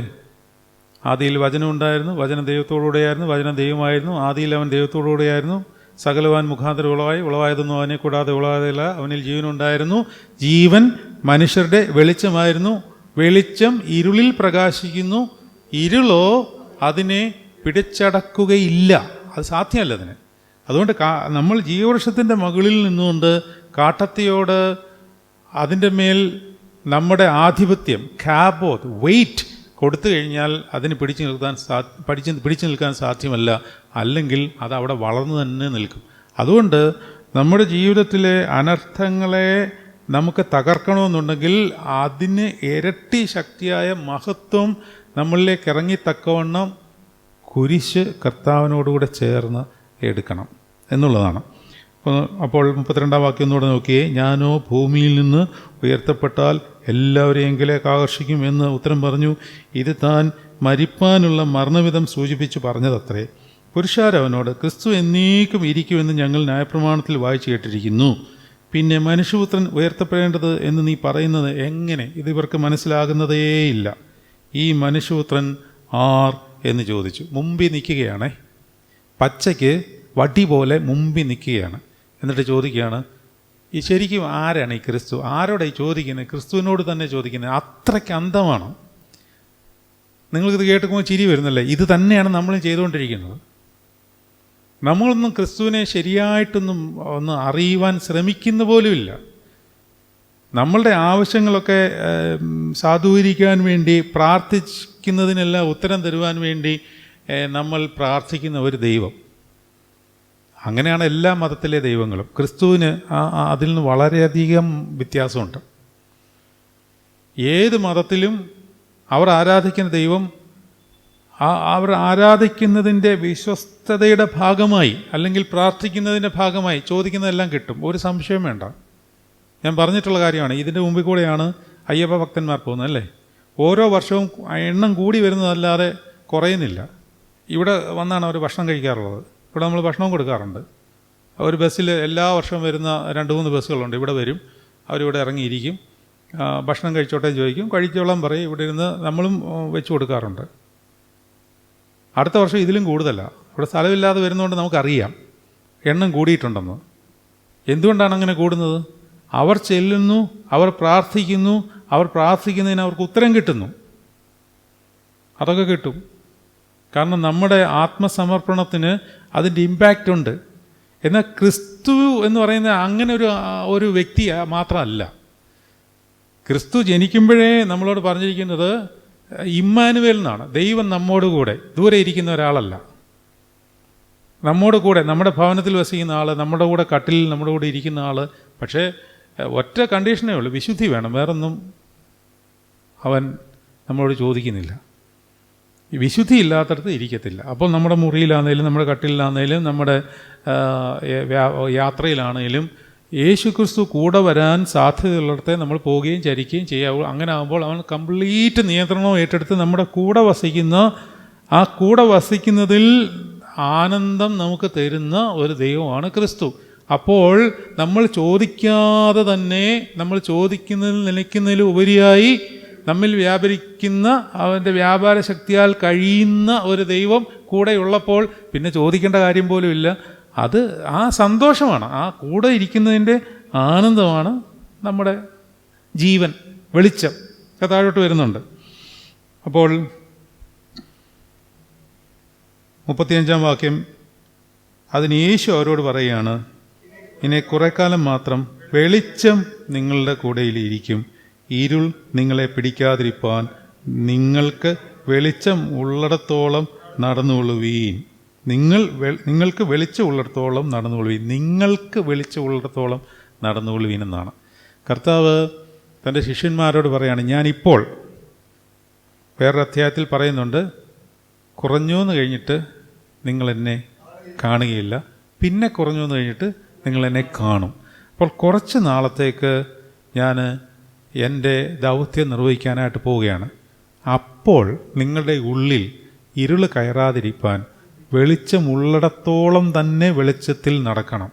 അപ്പോൾ വെളിച്ചം നമ്മുടെ ഉള്ളിൽ ശേഖരിച്ച് വെച്ചെങ്കിൽ മാത്രമേ ചില സാഹചര്യങ്ങളിൽ ഇരുൾ ബാധിക്കുവാൻ സാധ്യതയുള്ള സാഹചര്യങ്ങളിൽ ഈ വെളിച്ചം നമ്മെ നയിക്കുകയുള്ളൂ. ഉദാഹരണം, ഇപ്പോൾ എമർജൻസി ലാമ്പ് എന്തിനാണ് ഉപയോഗിക്കുന്നത്? ഇപ്പോൾ ഇവിടെ കറണ്ട് പോയായിരുന്നു, നമ്മൾ അറിഞ്ഞില്ല, 1-2 ബൾബ് പെട്ടെന്ന് കെട്ടപ്പോഴാണ് കറണ്ട് പോയി എന്ന് മനസ്സിലായത്. എന്തുകൊണ്ടാണ് ബാക്കിയുള്ള ലാംപ്സ് കെടാതിരുന്നത്? പുറത്തൊരു ചെറിയ എമർജൻസി യൂണിറ്റ് വെച്ചിട്ടുണ്ട്, അല്ലെങ്കിൽ ഒരു ബാറ്ററി യൂണിറ്റ് വെച്ചിട്ടുണ്ട്. ഇപ്പോൾ അത് ശേഖരിച്ചുകൊണ്ടിരിക്കുകയാണ്. ഇപ്പോൾ അത് ശേഖരിച്ചുകൊണ്ടിരിക്കുമ്പോൾ ഇതെല്ലാം പോയി കഴിഞ്ഞാലും ആ സമയത്ത് ആ ശേഖരിച്ച് വെച്ചത് ഓട്ടോമാറ്റിക്കായിട്ട് അത് കത്തുകയാണ്. ഇതാണ് പരിശുദ്ധാത്മാവിൻ്റെ ഒരു പ്രത്യേക പ്രവർത്തന രീതി എന്ന് പറയുന്നത്. യോഹന്നാൻ്റെ സുവിശേഷത്തിൽ തന്നെ 7-ാം അധ്യായത്തിൽ നമ്മൾ പഠിച്ചതാണ്. 35-ാം വാക്യം, ദാഹിക്കുന്ന ഏവരുമേ എൻ്റെ അടുക്കൽ വരുവീൻ, എന്നിൽ വിശ്വസിക്കുന്നവന് തിരുവെഴുത്തുകളിൽ പറയുന്ന പോലെ ജീവജലത്തിൻ്റെ നദി ഒഴുകും. ഇതിങ്ങനെ ഒഴുകിക്കൊണ്ടേയിരിക്കുകയാണ്. ഈ നദി പെട്ടെന്ന് നമുക്കൊരു ദാഹം വരുമ്പോൾ നമ്മൾ പോലും അറിയാതെ ഈ നദി ഓട്ടോമാറ്റിക്കായിട്ട് സ്പ്രിങ് ചെയ്യും. ഇതൊന്നും ഹാലൂസിനേഷനിൽ പറയുന്ന കാര്യമല്ല, ഇതൊക്കെ നടക്കുന്ന കാര്യമാണ്. എന്ന് പറഞ്ഞാൽ നമുക്കൊരു വലിയ ഭീകരമായൊരു പ്രതിസന്ധി വരുമ്പോൾ ഈ സ്റ്റോർ ചെയ്യപ്പെട്ട ഒരു നദിയുണ്ട്. അത് നമ്മുടെ ആധ്യാത്മിക ജീവിതത്തിലൂടെ, വിശുദ്ധ ജീവിതത്തിലൂടെ നമ്മൾ പോലും അറിയാതെ നമ്മുടെ ഉള്ളിൽ ശേഖരിച്ചു വെച്ച ഒരു സാധനമാണ്. അങ്ങനെയാണത്. ഇപ്പോൾ കറണ്ടുള്ള സമയത്ത് അങ്ങനൊരു യൂണിറ്റ് അവിടെ ഇരിക്കുന്നത് അതുപോലും അറിയാതെ അതിലത് സ്റ്റോർഡ് ആയിക്കൊണ്ടിരിക്കുകയാണ്. കറണ്ട് പോകുമ്പോൾ അതുപോലും അറിയാതെ ഓട്ടോമാറ്റിക്കായിട്ട് അത് സ്പ്രെഡ് ചെയ്യുകയാണ്. എന്ന് പറയുന്നത് പോലെ ഒരു ആത്മീയ വ്യാപാരം നമ്മുടെ ഉള്ളിൽ നടന്നുകൊണ്ടേയിരിക്കും. അതുകൊണ്ട് നിങ്ങൾക്ക് വെളിച്ചമുള്ളിടത്തോളം വെളിച്ചത്തിൽ തന്നെ ഇരിപ്പീൻ. കാരണം ഇരുൾ വരുമ്പോൾ ഈ നിങ്ങൾ ശേഖരിച്ച വെളിച്ചമാണ് പെട്ടെന്ന് നിങ്ങൾക്ക് വെളിച്ചമായിട്ട് മാറേണ്ടത്. ഇരുൾ നിങ്ങളെ പിടിക്കാതിരിപ്പാൻ നിങ്ങൾക്ക് വെളിച്ചമുള്ളിടത്തോളം നടന്നുകൊള്ളുവീൻ. ഇരുളിൽ നടക്കുന്നവൻ താൻ എവിടെ പോകുന്നു എന്ന് അറിയുന്നില്ലല്ലോ. ഇരുളെന്ന് പറഞ്ഞാൽ അന്ധകാരം, പാപാവസ്ഥയിലുള്ള ജീവിതമാണ്. അവൻ അറിയുന്നില്ല അവൻ എങ്ങോട്ടാണ് പോകുന്നത്. അവൻ്റെ പോക്ക് നാശത്തിലേക്കാണ്. അത് നിത്യനാശമാണ്. അത് അവൻ തന്നെ വരുത്തി വയ്ക്കുന്നതാണ്. അത് ദുരിതമാണ്. അതിൽ നിന്ന് കയറുവാൻ പ്രയാസമാണ്. Unless or otherwise Jesus Christ walks on his way and look at him. അങ്ങനെ നോക്കണമെങ്കിൽ തന്നെ സക്കായി ആ കാട്ടത്തിയുടെ മുകളിൽ കയറി നിന്നു. അതായത് താൻ വളർത്തിക്കൊണ്ട് വന്ന, അല്ലെങ്കിൽ തൻ്റെ ഭവനത്തിൽ അവൻ പോലും അറിയാതെ വളർന്നു വന്ന ആ പാപത്തെപ്പറ്റി അവന് ബോധ്യമായി. യേശു അതുവഴി വരുന്നുവെന്നറിഞ്ഞപ്പോഴാണ് ആ ബോധ്യം വന്നത്. അതുകൊണ്ട് അവൻ എന്ത് ചെയ്തു? അവൻ ആ കാട്ടത്തിമേൽ കയറി. അവൻ ബന്ധപ്പെട്ടു. ഇച്ചിരി പാടാണത്. പാപത്തെ തോൽപ്പിക്കുവാൻ പാടാണ്. നോയമ്പ് വരുമ്പോൾ ഭക്ഷണം മാറ്റിവെക്കുവാൻ പാടാണ്. ഉപവസിക്കുവാൻ പാടാണ്. അത് കാട്ടത്തിമേലുള്ള കയറ്റമാണ്. ഞാനൊരു ദിവസം ഒരു നേരമേ ഭക്ഷിക്കുകയുള്ളൂ. ഒരു കയറ്റമാണ് കാട്ടത്തിമേലുള്ള കയറ്റം. കാരണം ഈ ശരീരം ഒരു കാട്ടത്തിയാണ്. ഈ ശരീരം നിങ്ങളെ ലോകത്തിലേക്ക് ആകർഷിപ്പിക്കും. അങ്ങനെ ആകർഷിപ്പിക്കുമ്പോൾ ഈ ശരീരത്തിന്മേലൊരു ആധിപത്യം സ്ഥാപിക്കുവാൻ ഇതാ നിങ്ങൾക്കൊരു സുവർണാവസരം കൂടെ പരിശുദ്ധ സഭ മുഖാന്തരം പിതാക്കന്മാർ കൈമാറി തന്നിരിക്കുന്നു. നോമ്പ് 50 ദിവസത്തേക്ക് വരികയാണ്. ശരീരത്തിന്മേലാണ് വിജയം നേടേണ്ടത്. പിന്നെ മതി മനസ്സിൻ്റെ മേലൊക്കെ വിജയം. കാരണം ശരീരം പലതിനെ ആഗ്രഹിക്കും. ഇനി നോക്കിക്കോണം, ഈ 50 ദിവസവും ഇന്നുവരെ ഇല്ലാത്ത ആഗ്രഹം ഭക്ഷണത്തിനോട് വരും. ഇന്ന് വരെ ഇല്ലാത്ത ആഗ്രഹം ഭക്ഷണത്തിനോട് വന്നിരിക്കും. ഇതുവരെ കണ്ടിട്ടില്ലാത്ത പല കാര്യങ്ങളും കാണണമെന്ന് തോന്നും. അങ്ങനെ നമുക്ക് ഈ ശരീരം നമ്മളെ നിർബന്ധിച്ച് വശീകരിക്കുവാൻ ശ്രമിക്കുമ്പോൾ നിങ്ങളുടെ ഉള്ളിൽ ക്ഷീണിച്ച് മടുത്തു പോകാതിരിക്കാനായിട്ട് പാപികളിൽ തനിക്ക് നേരിട്ട ആ വിരോധം സമ്പാദിച്ച് അവനെ നീ ധ്യാനിച്ചുകൊണ്ട് ഈ കാട്ടത്തിയുടെ മണ്ടയ്ക്ക് ശരീരത്തിന്മേൽ ആധിപത്യം സ്ഥാപിക്കണം. ശരീരത്തോട് നിങ്ങൾ കൽപ്പിക്കണം, ശരീരമേ ഞാനിത് തരില്ല. അങ്ങനെ ശരീരത്തോട് കൽപ്പിച്ചിട്ട് അതിനെ ഒന്ന് ജയിക്കുവാൻ ശ്രമിച്ചിട്ട് അല്ലെങ്കിൽ ഒന്ന് ജയിച്ചിട്ട് നിങ്ങളൊന്ന് മുട്ടുകുത്തി നോക്കി, അവിടെ മഹത്വം ഇറങ്ങുന്ന നിങ്ങളുടെ ആത്മാവിൽ തിരിച്ചറിയും. അതിനാണ് ആ വെയിറ്റ്. അവിടെയാണ് നമുക്ക് മനസ്സിലാകുന്നത്. കല്ലിൽ അക്ഷരമായി കൊത്തിയിരുന്ന മരണത്തിൻ്റെ ശുശ്രൂഷ നീക്കം വരുന്നതായ മോശയുടെ മുഖ തേജസ് നിമിത്തം ഇസ്രായേൽ മക്കൾക്ക് അവൻ്റെ മുഖത്ത് നോക്കിക്കൂടാതെ വണ്ണം തേജസ്സുള്ളതായിരുന്നുവെങ്കിൽ ആത്മാവിൻ്റെ ശുശ്രൂഷ അധികം തേജസ്സുള്ളതാകുകയില്ലോ. നിങ്ങൾ ഈ ആത്മാവിൻ്റെ ശുശ്രൂഷ എന്നൊക്കെ പറയുമ്പോൾ ഉടനെ പരിശുദ്ധ കുർബാന മാത്രമാണെന്ന് വിചാരിക്കേണ്ട. നിങ്ങൾ ദൈവസന്നിധിയിൽ മുട്ടുകുത്തുന്നത് ആത്മാവിൻ്റെ ശുശ്രൂഷയാണ്. അപ്പോൾ അവിടെ ഒരു തേജസ് ഇറങ്ങണമെന്നുണ്ടെങ്കിൽ ശരീരത്തിൽ ആധിപത്യം സ്ഥാപിച്ചിട്ട് നിന്ന് ഇറങ്ങി നോക്ക്. അന്നേരമാണ് മോശയ്ക്ക് കിട്ടിയതിനേക്കാളിൽ ശക്തമായ പരിശുദ്ധാത്മാവിൻ്റെ വ്യാപാരമാണ് നിങ്ങളിൽ ഉള്ളത് എന്ന് നിങ്ങൾ അകത്തൊരു വെയിറ്റ് പോലെ അറിയും. അല്ലെങ്കിൽ ഒരു സന്തോഷത്തിൻ്റെ നിറമാണ്. അവിടെ കൃപ വ്യാപരിക്കുന്നിടത്ത് കണ്ണീർ വർഷങ്ങളുണ്ടാവും, ആനന്ദ കണ്ണീർ വരും. ഇതൊക്കെ അനുഭവിച്ചറിയാൻ വേണ്ടി പിതാക്കന്മാർ നമുക്ക് ഈ നൊയമ്പിൻ്റെ ഈ കാലഘട്ടം തന്നിരിക്കുന്നതിനെ ശരിയായി ഉപയോഗിക്കുവാൻ നിങ്ങൾ ശ്രദ്ധിച്ചു കൊള്ളണം. അപ്പോൾ താഴെ ഒരു വചനം കൂടെ വായിക്കാം. നിങ്ങൾ വെളിച്ചത്തിൻ്റെ മക്കളാകേണ്ടതിന് വെളിച്ചമുള്ളിടത്തോളം വെളിച്ചത്തിൽ വിശ്വസിപ്പീൻ എന്ന് പറഞ്ഞു. ഇരുളും വെളിച്ചവും രണ്ട് കാര്യങ്ങൾ റിലേറ്റഡാണ്. ജീവനും വെളിച്ചവും, മരണവും ഇരുളും, ഇത് റിലേറ്റഡാണ്. ജീവനും മരണവും അഡ്വേഴ്സ്ലി റിലേറ്റഡ് ആയിരിക്കുന്ന പോലെ വെളിച്ചവും ഇരുളും അഡ്വേഴ്സ്ലി റിലേറ്റഡാണ്. അതുപോലെ തന്നെയാണ് ജീവനും വെളിച്ചവും. ഇത് പരസ്പര പൂരകങ്ങളാണ്. ജീവൻ എന്താണെന്ന് നമ്മൾ ഒരുപാട് തവണ പഠിച്ചു കഴിഞ്ഞ കാര്യമാണ്. അത് യേശുക്രിസ്തു ഉള്ളിൽ വരുമ്പോൾ യേശുക്രിസ്തുവിൻ്റെ കർത്താവിൻ്റെ ശരീരത്തിനുണ്ടായ ക്വാളിറ്റീസ് നമ്മുടെ ശരീരത്തിൽ ഉണ്ടാകുവാൻ വേണ്ടി നമ്മളെ പ്രചോദിപ്പിക്കുന്ന സാധനത്തിനെയാണ് ജീവൻ എന്ന് പറയുന്നത്. മനസ്സിലായോ ഞാൻ പറഞ്ഞത്? അതായത് നമ്മുടെ ശരീരത്തിന് കർത്താവിൻ്റെ ശരീരത്തിൻ്റെ പല ക്വാളിറ്റീസും ഇല്ല. ശരീരം എന്ന് പറയുമ്പോൾ ഞാൻ നേരത്തെ പറഞ്ഞിട്ടുണ്ട്, ഫ്ലഷ് എന്ന് പറയുന്നതിനകത്ത് മനസ്സും ശരീരവും വരും. അതിന് കർത്താവിൻ്റെ ശരീരത്തിൻ്റെ ക്വാളിറ്റീസ് ഇല്ല. ഉണ്ടായിരുന്നു, പക്ഷേ ഈ ദുഷ്ടലോകത്തിൽ ജീവിച്ചിരുന്നതുകൊണ്ട് മാമോദീസയിൽ കിട്ടിയ നൽവരെ അങ്ങ് പതിയെ നമ്മൾ ഈ കാട്ടത്തി വളർത്തി ഇത് ഇല്ലാതാക്കി. നമ്മൾ തന്നെ ഇല്ലാതാക്കിയതാണ്. ഇതെല്ലാം നമ്മൾ തന്നെ ആക്കി വെച്ചതാണ്. പക്ഷേ കർത്താവ് പറയുന്നത് സാരമില്ല, ഞാൻ നിങ്ങളുടെ ഭവനത്തിൽ വീണ്ടും വന്നിട്ട് മഹത്വം തന്നിട്ട് ആ ശക്തി നിനക്ക് തരാം. അപ്പോൾ ആ ശക്തി നമുക്ക് ലഭിച്ചു കഴിയുമ്പോൾ കർത്താവിൻ്റെ ശരീരത്തിൻ്റെ ക്വാളിറ്റി നമ്മുടെ ശരീരത്തിൽ പതുക്കെ ഉണ്ടായി വരും. ആ ഉണ്ടായി വരുന്ന ആ സംഗതിയാണ് ജീവൻ എന്ന് പറയുന്നത്. അല്ലാതെ ഈ ശരീരത്തിൽ നമുക്കുള്ള സാധനമല്ല. അത് ശരീരത്തിൻ്റെ ജീവൻ, ഫ്ലഷ്. നമുക്കൊരു ജീവനുണ്ട്. ജീവനുള്ളതാണ് ഞാനിവിടെ നിന്ന് സംസാരിക്കുന്നത്, നിങ്ങളോട് ഇടപെടുന്നത്, നിങ്ങളെ കാണുന്നത്, ഞാൻ പറയുന്നത് നിങ്ങൾ കേൾക്കുന്നത്, നിങ്ങളെ എനിക്ക് കാണാൻ പറ്റുന്നത്, നിങ്ങൾ എന്നെ കാണുന്നത്, എല്ലാം ശരീരത്തിന് ജീവനുള്ളതുകൊണ്ടാണ്. കർത്താവ് പറയുന്ന ജീവൻ അതല്ല. കർത്താവ് പറയുന്ന ജീവൻ കർത്താവിൻ്റെ ശരീരത്തിനുണ്ടായിരുന്ന ക്വാളിറ്റി നമ്മുടെ ശരീരത്തിനുണ്ടാകുവാൻ വേണ്ടി നമ്മളിൽ തരുന്ന ആത്മീക വ്യാപാരത്തെ ആണ് ജീവൻ എന്ന് പറയുന്നത്. ഈ ജീവൻ തന്നെയാണ് വെളിച്ചവും. അതുകൊണ്ട് നിങ്ങൾ വെളിച്ചത്തിൻ്റെ മക്കളാകേണ്ടതിന് വെളിച്ചമുള്ളിടത്തോളം വെളിച്ചത്തിൽ വിശ്വസിപ്പീൻ. നല്ലൊരു വചനമാണ്. നിങ്ങൾ വെളിച്ചത്തിൻ്റെ മക്കളാകേണ്ടതിന് വെളിച്ചമുള്ളിടത്തോളം വെളിച്ചത്തിൽ വസിപ്പീൻ. അപ്പോൾ നമ്മൾ ആരുടെ മക്കളാണെന്നാണ് നമ്മുടെ വിചാരം? മോൻ്റെ പപ്പയുടെ പേരെന്താണ്? ജോൺ. ആ പുറകെ ഇരിക്കുന്നതാണ് അനുവിൻ്റെ മോനാണ്. ഇത് അല്ലല്ലോ. അനുവിൻ്റെ മോൻ എന്തി? ഇതാണ്. അത് ജഡപരമായ പിതാവും മകനും. എന്നാൽ ഈ പിതാവും തന്നെ വേറൊരു പിതാവിൻ്റെ മകനാണ്. അത് എഴുതി വച്ചിരിക്കുന്ന ഏതാ? ദൈവത്തിൻ്റെ മക്കൾ ആകുന്നത് ജഡത്താലല്ല രക്തത്താലുമല്ല എന്നെഴുതിയിട്ടുണ്ട്. യോഹന്നാൻ്റെ സുവിശേഷം തന്നെ എടുക്കും, 1-ാം അധ്യായം എടുത്തു. 1-ാം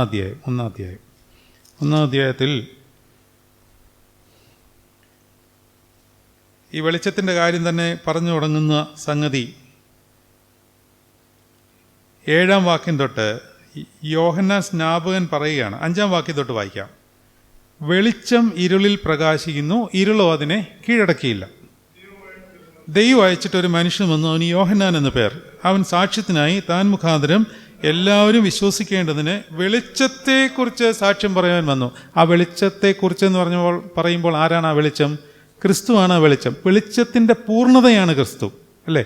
വെളിച്ചത്തിൻ്റെ പൂർണ്ണതയാണ് ക്രിസ്തു. അവനിൽ ഇരുളൊട്ടുമില്ല എന്ന് പറഞ്ഞാൽ അവനിൽ പാപം ഒട്ടുമില്ല എന്നർത്ഥം. അപ്പോൾ പാപം, അന്ധകാരം, വെളിച്ചം എന്ന് പറയുന്നത് ക്രിസ്തു. അവനിൽ പാപമില്ലാത്തതുകൊണ്ട് അവൻ മുഴുവനും വെളിച്ചമാകുന്നു. ഇനി ദൈവം അയച്ചിട്ട് അത് വായിച്ചു കഴിഞ്ഞു.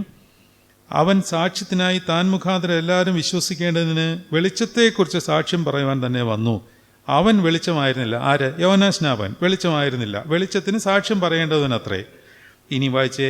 ഏത് മനുഷ്യനെയും പ്രകാശിപ്പിക്കുന്ന സത്യവെളിച്ചം ലോകത്തിലേക്ക് വന്നുകൊണ്ടിരുന്നു. അവൻ ലോകത്തിൽ ഉണ്ടായിരുന്നു, ലോകം അവൻ മുഖാന്തരം ഉളവായി, ലോകമോ അവനെ അറിഞ്ഞില്ല. ഈ സാധനമാണ് ഇപ്പുറത്ത് കണ്ടത്. കുറേ പുരുഷന്മാർ മുമ്പിൽ കർത്താവ് നിന്നിട്ടും ആരാന്ന് ചോദിക്കുകയാണ്. മുമ്പിൽ നിൽക്കുകയാണ് വടി പോലെ. നമ്മൾ ചോദിക്കുക ആരാണ് ഇത്, ആരാ ഇത്? ഇപ്പോഴും നമ്മൾ കർത്താവിനെ ആരാധിക്കുന്നുണ്ട്, പ്രാർത്ഥിക്കുന്നുണ്ട് എന്ന് പറയുന്നുണ്ടെങ്കിലും യഥാർത്ഥമായി അവൻ ആരാണെന്ന് നമ്മൾ മനസ്സിലാക്കിയിട്ടില്ല എന്നുള്ളതാണ് അതിൻ്റെ പരമാർത്ഥം. അങ്ങനെ മനസ്സിലാക്കിയിട്ടുണ്ടായിരുന്നുണ്ടെങ്കിൽ പറയാൻ പാടുള്ളതാണോ എന്ന് എനിക്കറിയത്തില്ല. പക്ഷേ ഈ സഭയിലെയും സമൂഹത്തിലെയും ഇങ്ങനെയുള്ള പ്രശ്നങ്ങളൊന്നും ഉണ്ടാവില്ലായിരുന്നു. നമ്മളെല്ലാം നമ്മുടെ ഒരു കർത്താവിനെ ഉണ്ടാക്കിയിട്ടുണ്ട്. അതാണ് പ്രശ്നം. എന്താണ് ഞാൻ പറഞ്ഞത്? നമുക്ക് പറ്റിയ ഒരു കർത്താവിനെ ഉണ്ടാക്കി വെച്ചിട്ടുണ്ട്. ആ കർത്താവിനെയാണ് നമ്മൾ ആരാധിക്കുന്നത്. അത് യഥാർത്ഥ കർത്താവല്ല. റോമർക്ക് ലേഖനത്തിൽ പഠിച്ചു, അവർ ദൈവത്തെ അറിഞ്ഞിട്ടും ദൈവമെന്ന് ഓർത്ത് അവനെ മഹത്വീകരിക്കുകയോ നന്ദി കാണിക്കുകയോ ചെയ്യാതെ, അല്ലേ? റോമർക്ക് ലേഖനം 1-ാം അധ്യായം എടുത്തേ. റോമർക്ക് ലേഖനം 1-ാം അധ്യായം. റോമർക്ക് ലേഖനം 1-ാം അധ്യായത്തിൽ അവർ എത്രാം വാക്യമാണ്? 21-ാം വാക്യം. അവർ ദൈവത്തെ അറിഞ്ഞിട്ടും, കണ്ടോ? ദൈവത്തെ അറിഞ്ഞിട്ട് കർത്താവ് മുമ്പിൽ നിൽക്കുകയാണേ, ഇത്രയും കാര്യങ്ങൾ പറഞ്ഞിട്ടും ദൈവമെന്ന് ഓർത്ത് മഹത്വീകരിക്കുകയോ നന്ദി കാണിക്കുകയോ ചെയ്യാതെ തങ്ങളുടെ നിരൂപണങ്ങളിൽ വ്യർത്ഥരായിത്തീർന്നു. താഴോട്ടുണ്ട്. ഏൽപ്പിച്ചു കൊടുത്തു എന്നൊക്കെ ഇനി ഇഷ്ടം പോലെ പറയുന്നുണ്ട്. അവരെ രക്ഷപ്പെടുത്താൻ അതേ മാർഗമുള്ളൂ. അതുകൊണ്ടാണ്. അപ്പോൾ ഇവിടെ നോക്കിയേ, യോഹന്നാൻ സുവിശേഷം 1-ാം അധ്യായത്തിൽ ലോകമോ അവനെ അറിഞ്ഞില്ല. അവൻ സ്വന്തത്തിലേക്ക് വന്നു, സ്വന്തമായൊരു അവനെ കൈക്കൊണ്ടില്ല. ഇനി ശ്രദ്ധിച്ചോണം. പലരും വളരെ ശ്രദ്ധാപൂർവം വായിക്കാത്തതുകൊണ്ട് തെറ്റായി മനസ്സിലാക്കിയിരിക്കുന്ന ഒരു ഭാഗമാണിത്. നമ്മളിത് പഠിച്ചു കഴിഞ്ഞതാണ്. നിങ്ങൾ മറന്നുപോയിട്ടുണ്ടാകുന്നുള്ളത് എനിക്ക് പൂർണ്ണ വിശ്വാസമുള്ളതുകൊണ്ട് ഞാൻ ഒന്നും കൂടെ പറയുകയാണ്. അവനെ കൈക്കൊണ്ട് അവൻ്റെ നാമത്തിൽ വിശ്വസിക്കുന്ന ഏവർക്കും ദൈവമക്കളാകുവാൻ അവൻ അധികാരം കൊടുത്തു. ഒന്നുകൂടെ വായിച്ചേ.